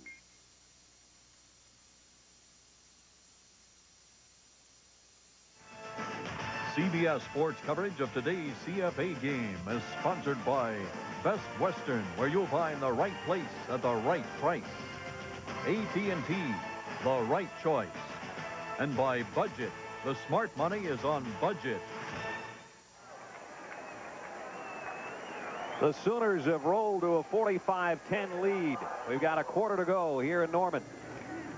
And Oklahoma with the football, and Kenyon Rashid is going to have his 100 yards, I think, with that carry as he takes Pitt tacklers down to the 25. And let's find out more about that BYU-Washington State game, and let's go to New York. Well, guys, it's turned into a shootout in Provo. Ty Detmer connects with Stacy Corley. A 9-yard touchdown pass, Detmer's 5th touchdown pass of the day. BYU leads with 4 minutes left in the game, but Washington State is driving. They're on the 8th. Let's go back to Norman. All right, it's funny, at halftime, we talked about that BYU game and how it was going, and our special guest is going to join us here in a minute. Said, well, there goes Detmer's Heisman, and we said, wait a minute, it's only halftime. And Ty's brought him back. He does a great job. Rashid down near the 10-yard line, and Kenyon joining now Ike Lewis and Duell Brewer, over 100 yards on the day. 121 yards now for Kenyon Rashid. And Oklahoma down to the 11-yard line. And the guy joining us here in the middle, former two-time All-American for the University of Oklahoma, Keith Jackson. Keith, good to see you. It's good to be here. I know a lot of people. I'd rather be in Philadelphia. I was going to say, a lot of people like to see you in green and silver, I'm sure. Your Sooners are doing it today. Powerful team. You kind of predicted this, though, when we talked to you the other day. You said this team was kind of special. They are special, special in the fact that they get to play on TV, and special in the fact that it's 100 degrees down there on the turf. That's why you're up here, too, right? That's right. Have they surprised you a little bit today, though, with how things have gone? I think they have. I think that I thought that they had a great team. I knew they were going to be able to run the ball up, run the score up on the board, but I had no idea it was going to be this type of runaway. The new option I is supposed to be more passing. They haven't needed it today, have they? Yeah, they hadn't needed it, but I'd rather see them throw the ball and get ready for teams like Colorado and Nebraska down the line in case they stuff the run. Hey, I got to ask you, what did you think about the first pass, the first play being a pass, throwing for the touchdown? Oh, I loved it. I was like, suit me up, take me out again. Second down at the 6-yard line. Little draw play. Did he get in? Right at the goal line is where the pileup occurred. And the fans looking for a touchdown for Ernest Williams, and he didn't quite get there. You have to break the plane of the end zone, and here's a look at it from behind. Now, this offensive line for Oklahoma has been doing a great job all day. Absolutely sensational. Mike McKinley up on the line there, that time coming from the fullback position to a nice block up front. Teran Manning was signaling touchdown already at 325 pounds. I'd buy it from him. I said, you got it. You want it? Before what looks like another OU touchdown, when are we going to see you back in the NFL, Keith? I hope to be back soon. I think we're working on it right now. As collectively, as a group, we're not talking right now, but I know that when it comes to the latter part of Philadelphia playing against the good teams, they're going to need me in there. Gundy, touchdown. And with that, as the rest of the fans are excited, so is Keith Jackson, who's got his hands up in the air up here in a touchdown formation. And Keith, thanks for being along with us, man. Great being here. Keith Jackson, two-time All-American for Oklahoma and All-Pro with the Philadelphia Eagles, and we hope to see him back in the NFL wars very soon. There's Steve Collins on the sideline. Everybody can be happy for OU today because they have all contributed. And Gundy, with the latest touchdown, is hung 50. In fact, it's 51 going on 52. With 13:02 to play in the ball game, and R.D. Lasher in for the point after. Kick is up and good, and Oklahoma continues to roll with just over 13 minutes to go. Hi, I'm Jakob Smirnov in Russia for Best Western Hotels. Becoming an American citizen gave me something I could once only dream about, freedom. Now that dream is awakening everywhere. It's improving and changing the world, and Best Western is renovating and changing to keep up. One thing you can always rely on is Best Western. It's nice to know some things never change. I can't believe it's still here. Time to go, boys. You've been in there long enough. Hey, we're not even tired. So I've checked the mileage, and it's... Hey, we're the auto lights. We're guaranteed. guaranteed. Yeah, 2 years no matter how far we go. But no spark plug guarantees that. We do. Yeah, we're the auto lights. But So go pull the plug on somebody else.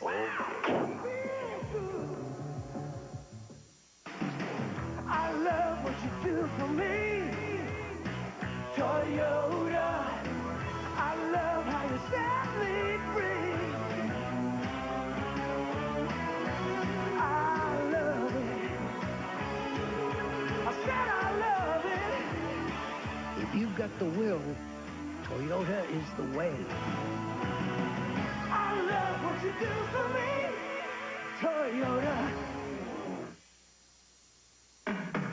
Well, they are holding on to their seats in Provo, Utah. Washington State quarterback Brad Gosson, a 7-yard touchdown pass to Calvin Griggs. They did not go for 2, so the score is tied. Still 3:57 left in the game. Now, let's go back to Norman. All right, Andrea, 3:57. That's an eternity for a guy like Ty Detmer, isn't it? Yeah, that's like giving anybody else a whole quarter to operate.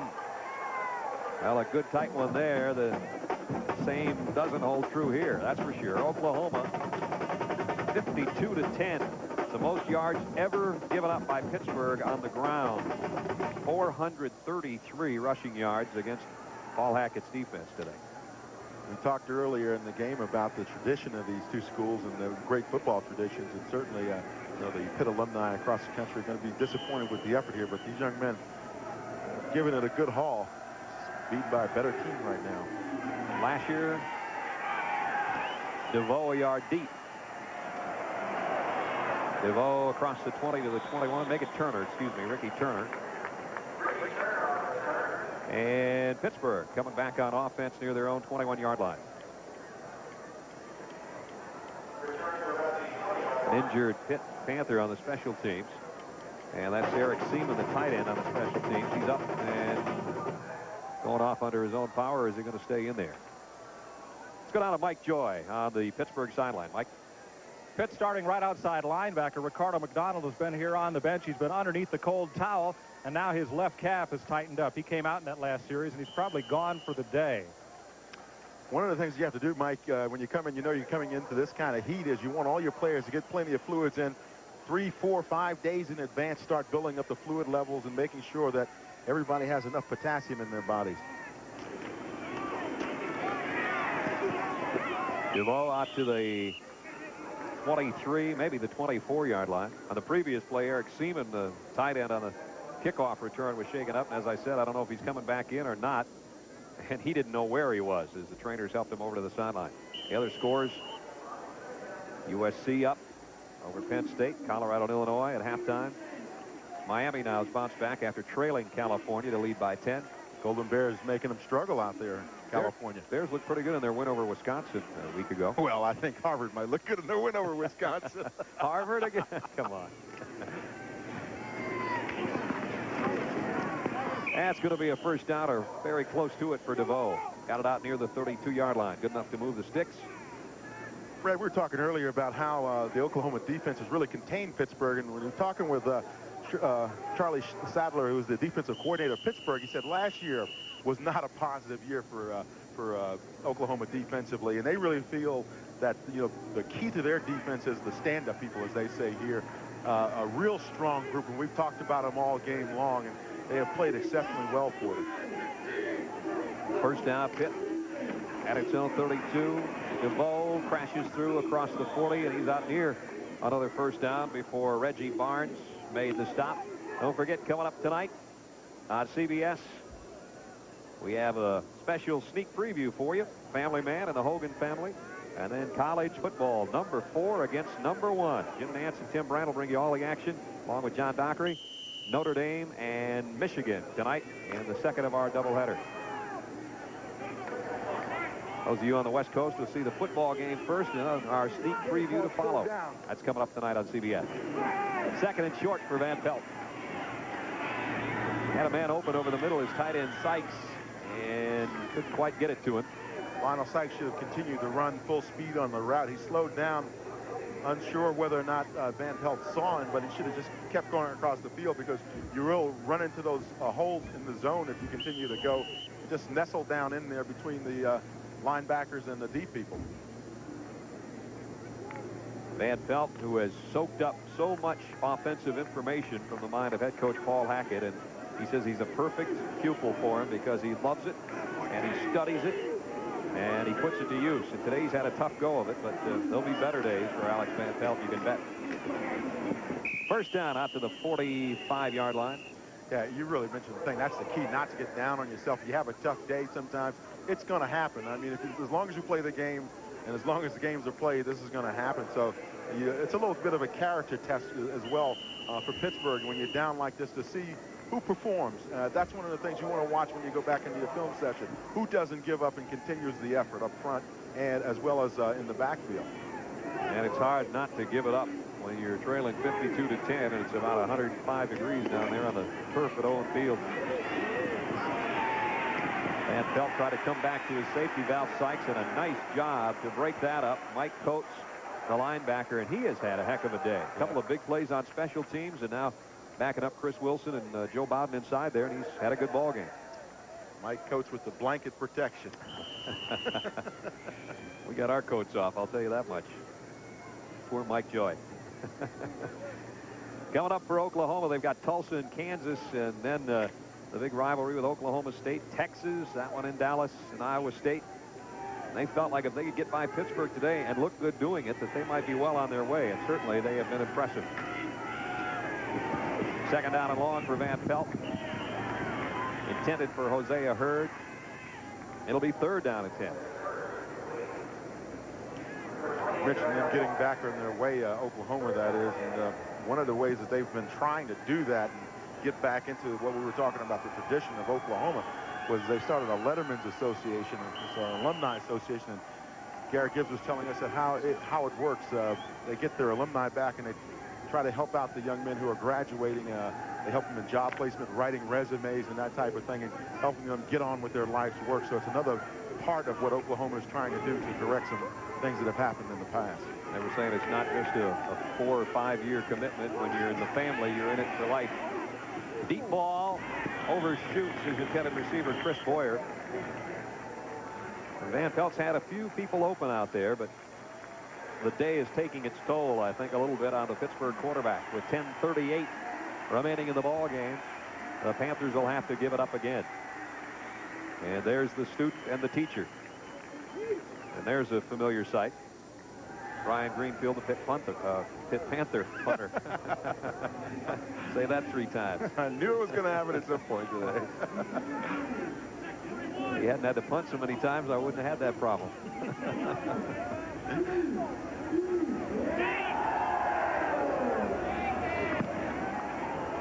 A lot of leg into this one. Otis Taylor's going to let it go and into the end zone again.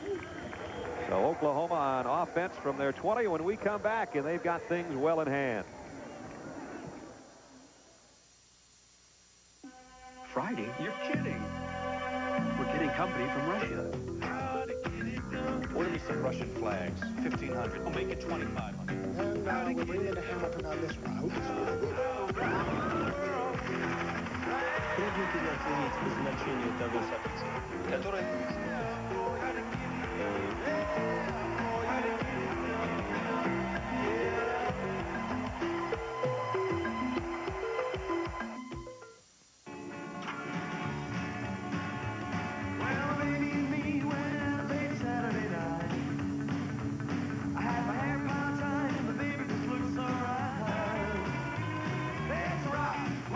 Rock, man, rock, rock, till we pop, we're gonna rock, till we drop, we're gonna rock this show. Rock,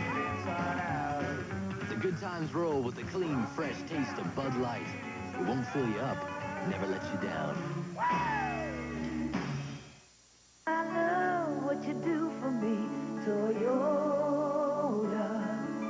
I love how you set me free, Toyota. Toyota's new four-wheel drive, four-door 4Runner for 1990. Space, luxury, and V6 power. Where you go is your concern. Getting you back is ours.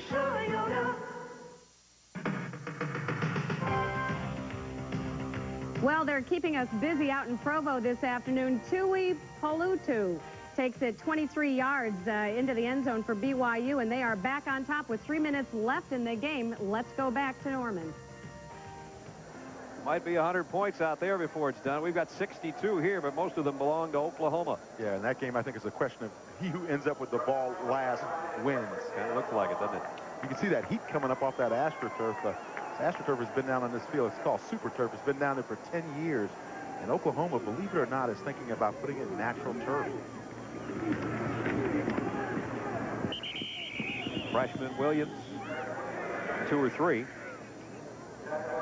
Don't forget the NFL coming up tomorrow on CBS. We got some great games, Chicago and Green Bay. And how many times have they gotten together? About 115. About 114, 115. Yeah. Phoenix and Philadelphia, the Rams and Tampa Bay, Atlanta and Detroit, a battle of shootout, run and shoot teams, I should say.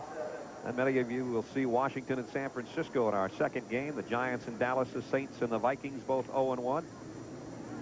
And the NFL today, Greg Gumbel, Terry Bradshaw, Leslie Visser, and Pat O'Brien get it all going for you. 12:30 Eastern time tomorrow. You want to check the local listings for the game and time in your area. Oklahoma content, as they have been all day, to keep it on the ground, but now they just would like to use up the remaining 9 minutes and 40 seconds. Not so concerned about adding to the lead. Brad, you know, it's interesting. I understand that one of the stories on the NFL today, tomorrow, is going to be Pat O'Brien on the Bears seeking an indoor practice facility. And what happened was Mike McCaskey made a public appeal for someone to build him an indoor practice facility. He went on the television and asked for the funds to do it. And I thought that that was a video that should be sent to one of these practical jokes shows or funniest video shows. Well, we look forward to that tomorrow. Oklahoma with a 3rd down and long here at their own 24-yard line. They're not going to get the first down as Williams got it across the 25 to about the 26-yard line. Let's take it back down to Mike Joy on the sideline for an injury update. Mike? Pitt's tight end Eric Seaman came off the heat suffering from dehydration. They got his helmet, got the pads off, and got him iced down, but he wasn't responding well, so they put him on the cart and hauled him off to the locker room. He'll be okay, but in this 100-degree heat, you can't blame him. It's a tough way to go off, but it's not a bad way. It's so warm down here. Brother. Oklahoma to punt. Something they haven't had to do a lot of today. Kessler is going to run this one back. Nice move inside. Still on his feet. And down near the 43-yard line of Oklahoma. Artie Guest made the stop on the special teams after a 24-yard punt return.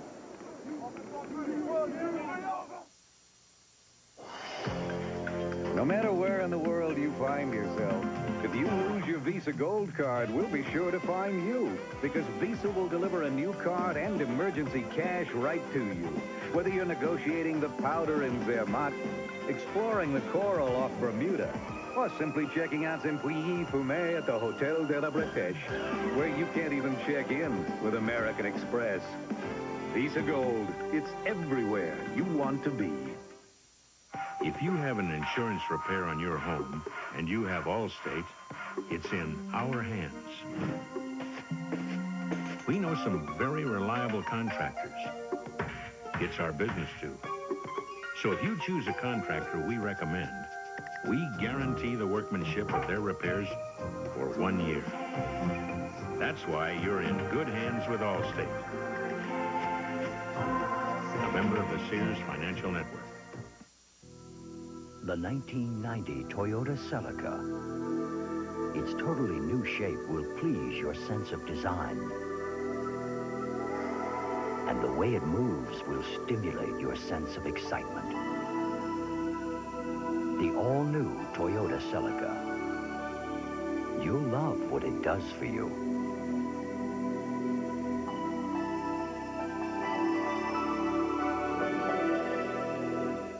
A cold washcloth and a bucket. If you feel bad, try to aim away from your sister, okay? Everyone agrees Lenny's the brightest new comedy of the season. Catch the premiere of Lenny Wednesday.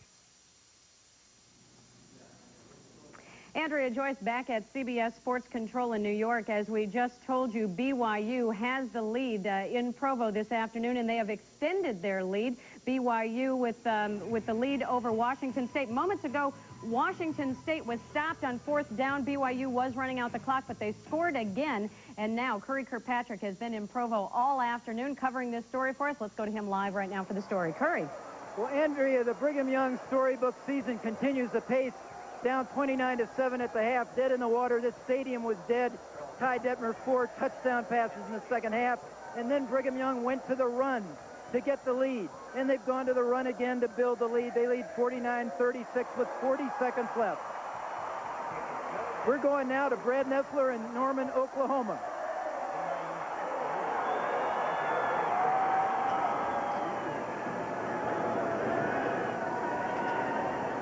Back in Norman with 8:02 to go in the ball game. Oklahoma by 42.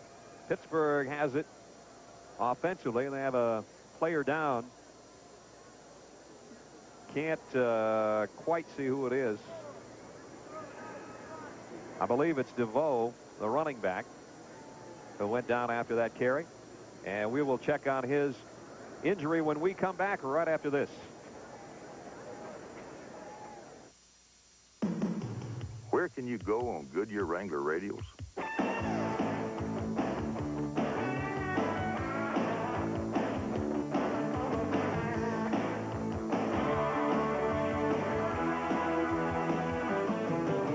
So where can you go on Goodyear Wrangler radials? Just about anywhere you want. Put on a set of Goodyear Wrangler radials, and you'll know why we say the best tires in the world have Goodyear written all over them. It's that special time of year when the days start getting shorter, the weather starts getting cooler, and John Deere prices start to fall. Like the prices on our walk-behind mowers and our rear-engine riding mowers, even our 100 series lawn tractors. But remember, when autumn begins at your John Deere dealer, the fall will be over. And with John Deere Credit, you make no payments until April. This soap, they say the little people put a spell on it so the scent of it could last a man clean through the day. Capture the last incentive. Irish spring deodorant soap. The Irish never quit. And this is the feeling of shaving.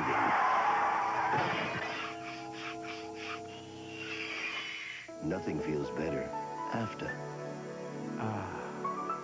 Aftershave skin conditioner. I'm Menon.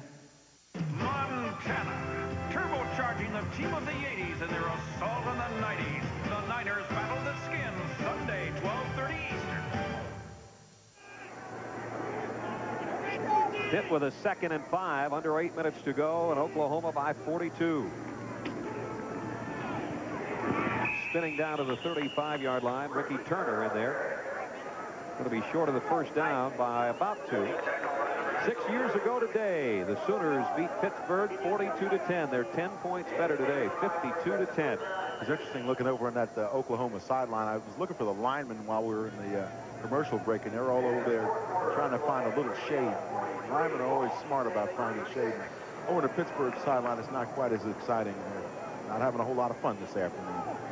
This is Pittsburgh's 9th trip into Oklahoma territory, but they've got only 10 points to show for it today. Scott Stark is in at quarterback for Alex Van Pelt. His first pass is incomplete. Intended down there for Eric Holsworth, his tight end. Let's go down to Mike Joy right now for another update on the sideline. Mike. Pitt tailback Glenn DeVoe went down hard on this artificial turf, which kind of has the consistency of pot scrubber material. He took a real bad bruise to the right knee. He'll be okay. Not the greatest thing to land on, but it'll keep your dishes clean. At the 35, 4th down and 2. That's what they can do. They can sell it when they take it up. Just sell it as pot scrubber. Cover a lot of kitchen, wouldn't it? Turner going to take the long route and got the first down, I think, at the 32, maybe even the 31-yard line. That's going to be good enough for the first down. Stop the clock as Melvin Carter knocked him out of bounds right at the 7-minute mark. Brad Nessler, Dan Jiggets, and Mike Joy with you here in Norman, where it's been all Sooners in their home opener for 1990, 52-10. Pittsburgh working in some of their second-line offensive people. I see Tony DeLazio's in there, and Dave Dixon, Dave Anderson, Bill Hurst, and some of those folks from that second group. Number 12 right there, Scott Stark, the number 2 quarterback for Pittsburgh. Alex Van Pelt finished his day 11 of 35 for 202 yards, 1 touchdown, and he was intercepted twice. This is Stark, and he's in trouble right now, and down he goes. And a penalty marker down. May have been a face mask inadvertently on that play. I think you're right, Brad. It looked like he reached down and grabbed a whole hunk of metal. Russell Allen got the pressure, and there's a call. On the defense, in the previous spot, yes. Russell didn't have to reach too far. He's 6'7", 256, a freshman out of Oklahoma City. Boy, am I glad I'm not playing college football. I was going to say, at practice the last couple of days, I can see you shaking your head. You're one of the biggest guys I know, and some of these guys have dwarfed you.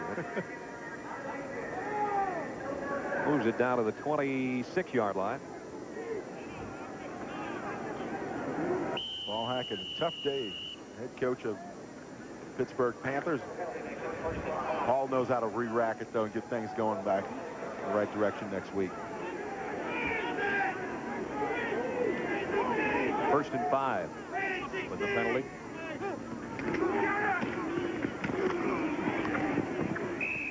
Near the 24 goes Turner.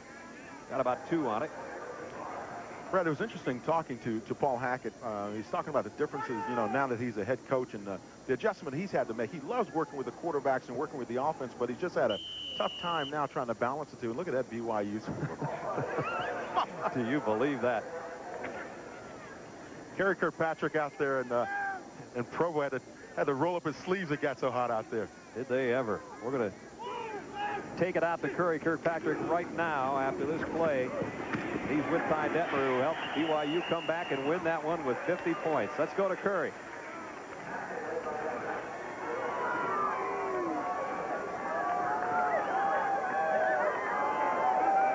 (50-36), Brigham Young over Washington State. Ty Detmer with 5 touchdown passes, 400,000 yards, whatever.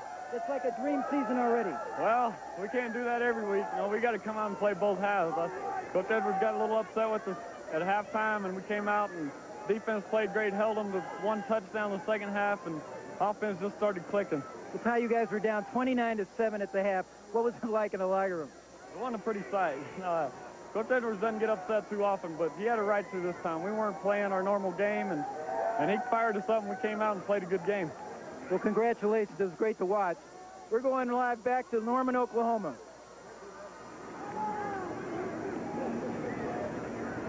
Back here in Norman, Oklahoma at Memorial Stadium, where you just saw Ricky Turner get it down for a couple of yards. Still a 4th down and a long 3 to go for Pittsburgh, and a long day it's been for the Pitt Panthers. 52-10, under 5 minutes to go. Ty Detmer, just your average 5 touchdown day. Huh? Yeah, 448 yards passing, you know. Few numbers. 4th down, Pittsburgh. First man through. Nice spin and a good first down run for Derek Lewis, the fullback. We talked about it earlier in the half, how Pittsburgh had not given up, and see that same kind of effort coming from them. These some hungry young men want to try to make their mark. Certainly when you get that second group in there, it's an opportunity for them to, as we said before, work up a little sweat. Paul Hackett, I enjoyed one of the things he said. He said, it's not how much I know, it's how much I can get my players to know under some very stressful conditions. And boy, this is stress today. He's made some changes there too. You know, he took the names of the players off their uniforms and trying to give them the idea of being a team. And so there's no personal pronouns on this organization. With a 2 tight end set, Stark back to throw. Got it complete inside the 10. And that's Chris Boyer, the 2nd catch of the day. Going to bring up 1st and goal as they move the chains. 4:10 left to go in the ball game. Mack Brown's North Carolina team with a big win, and Georgia ekes by Southern Mississippi. And Bill Curry still looking for a win, huh? Kentucky. Indiana, still a strong ball club. There's Keith Jackson down there. He worked his way back to the sideline. He said he wanted to go down for the party. He liked the fact it was a little bit cooler up here, though. Well, he looks in great shape. I don't know. He must be around 230 now, maybe 225. I mean, he is in excellent condition. I'm sure Buddy Ryan out at Philadelphia Eagles will be very pleased to hear that. Keith was out here practice on Thursday, doing a little bit of personal coaching with some of the young guys. 3:56 to go in the ball game. Oklahoma big over Pittsburgh.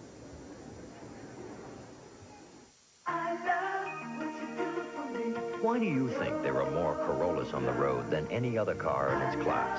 Toyota reliability. That's why I own a Corolla.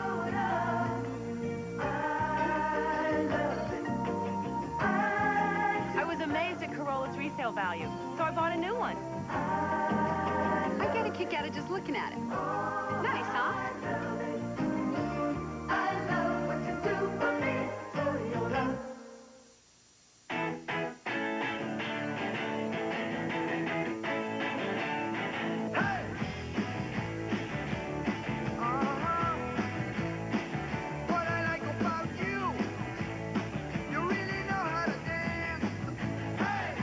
Times roll with the clean, fresh taste of Bud Light. It won't fill you up, never lets you down.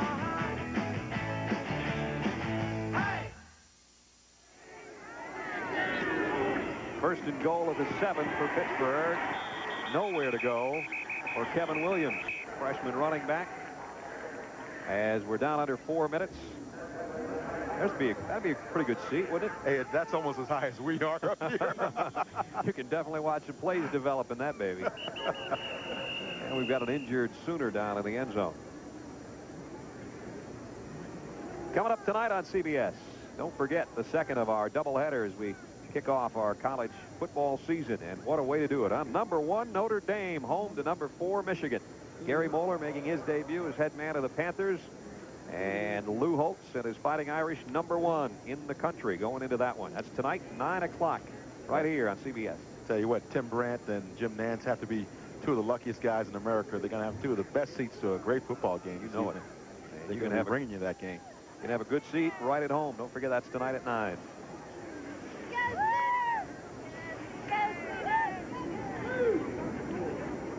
We still don't know who that is down on the field, but we know one thing. Oklahoma has been today has been extremely successful offensively.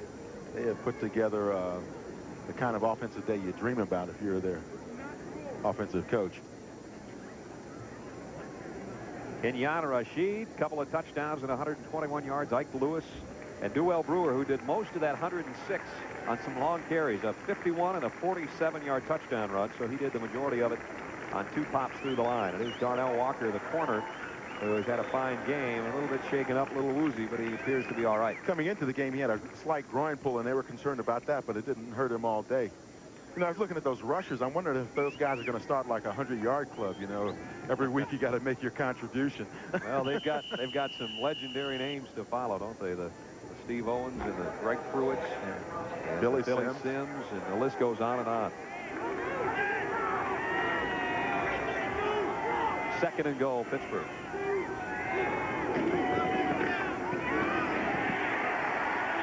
Derek Lewis can't find any room inside either. In fact, he may have lost a yard. It'll be 3rd and goal. Brad, something else that's interesting about being here at Oklahoma is we talked about the family and the tradition, and so many of their former players come back and visit with them, and that's all a part of that alumni association, Letterman's Alumni Association. But it really is kind of fascinating to see the great players that they've had here come back and spend some time with the young men that are here now. Earlier today, we saw the feature that had Leroy Selman on it. Of course, Lucius Selman, one of the Selman brothers, is defensive coach here. His brother Dewey, he said, would certainly be at the game today. So guys like that are always in the stands, and the kids have to look up to them and say, wow, the Selman boys, the Billy Sims, or whoever, back to watch us play, and that's got to fire them up. Yeah, I could have done without Leroy, Lucius's brother. We both came in the rookie years of the same year in the NFL, and one of my first games was playing against his brother Leroy, and I went in there and I go, oh, no, I'm going to get cut right now. You're still waiting to see how he got by you. That's right. I wanted to get a copy of that tape.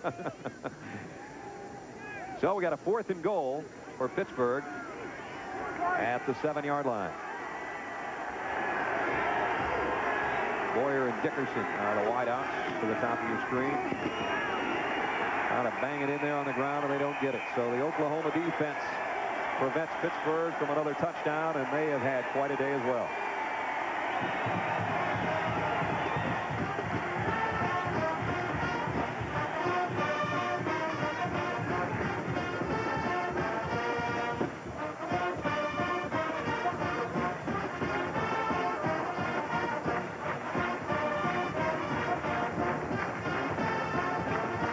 Sooner, we've heard it a lot today. Why not 52-10, Oklahoma?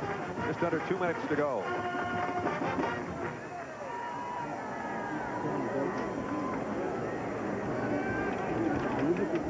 Oklahoma takes over just inside its own 5-yard line.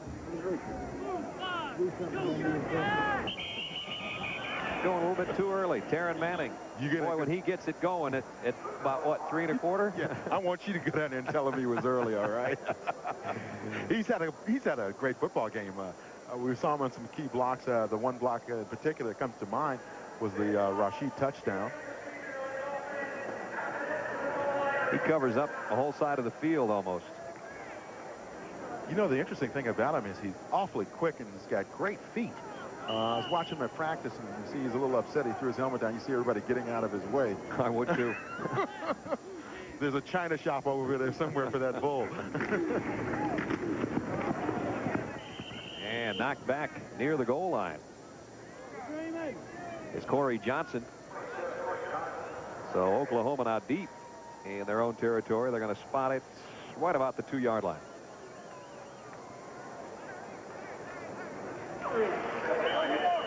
Terry Ray, who's had a big day, Charles Franks, both from the secondary.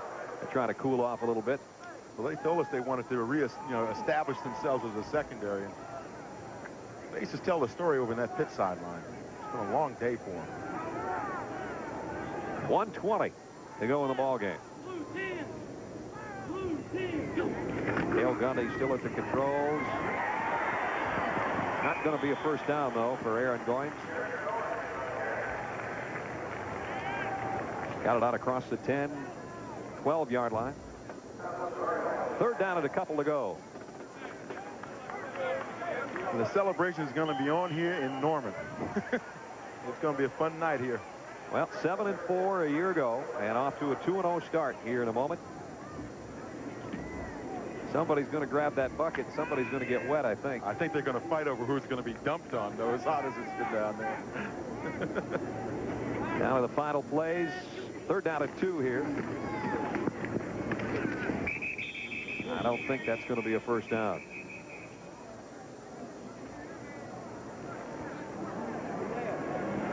Paul Hackett has seen Oklahoma roll up 530 yards of total offense, 430 on the ground. That's the top rushing performance ever against the Pittsburgh team. And look out, Coach Gibbs. He got a double dip. He got the double or the triple. He might have gotten the triple. He said, thank you very much. That'll cool him off, but his team was hot today. Oklahoma rolls big at home. Final score, the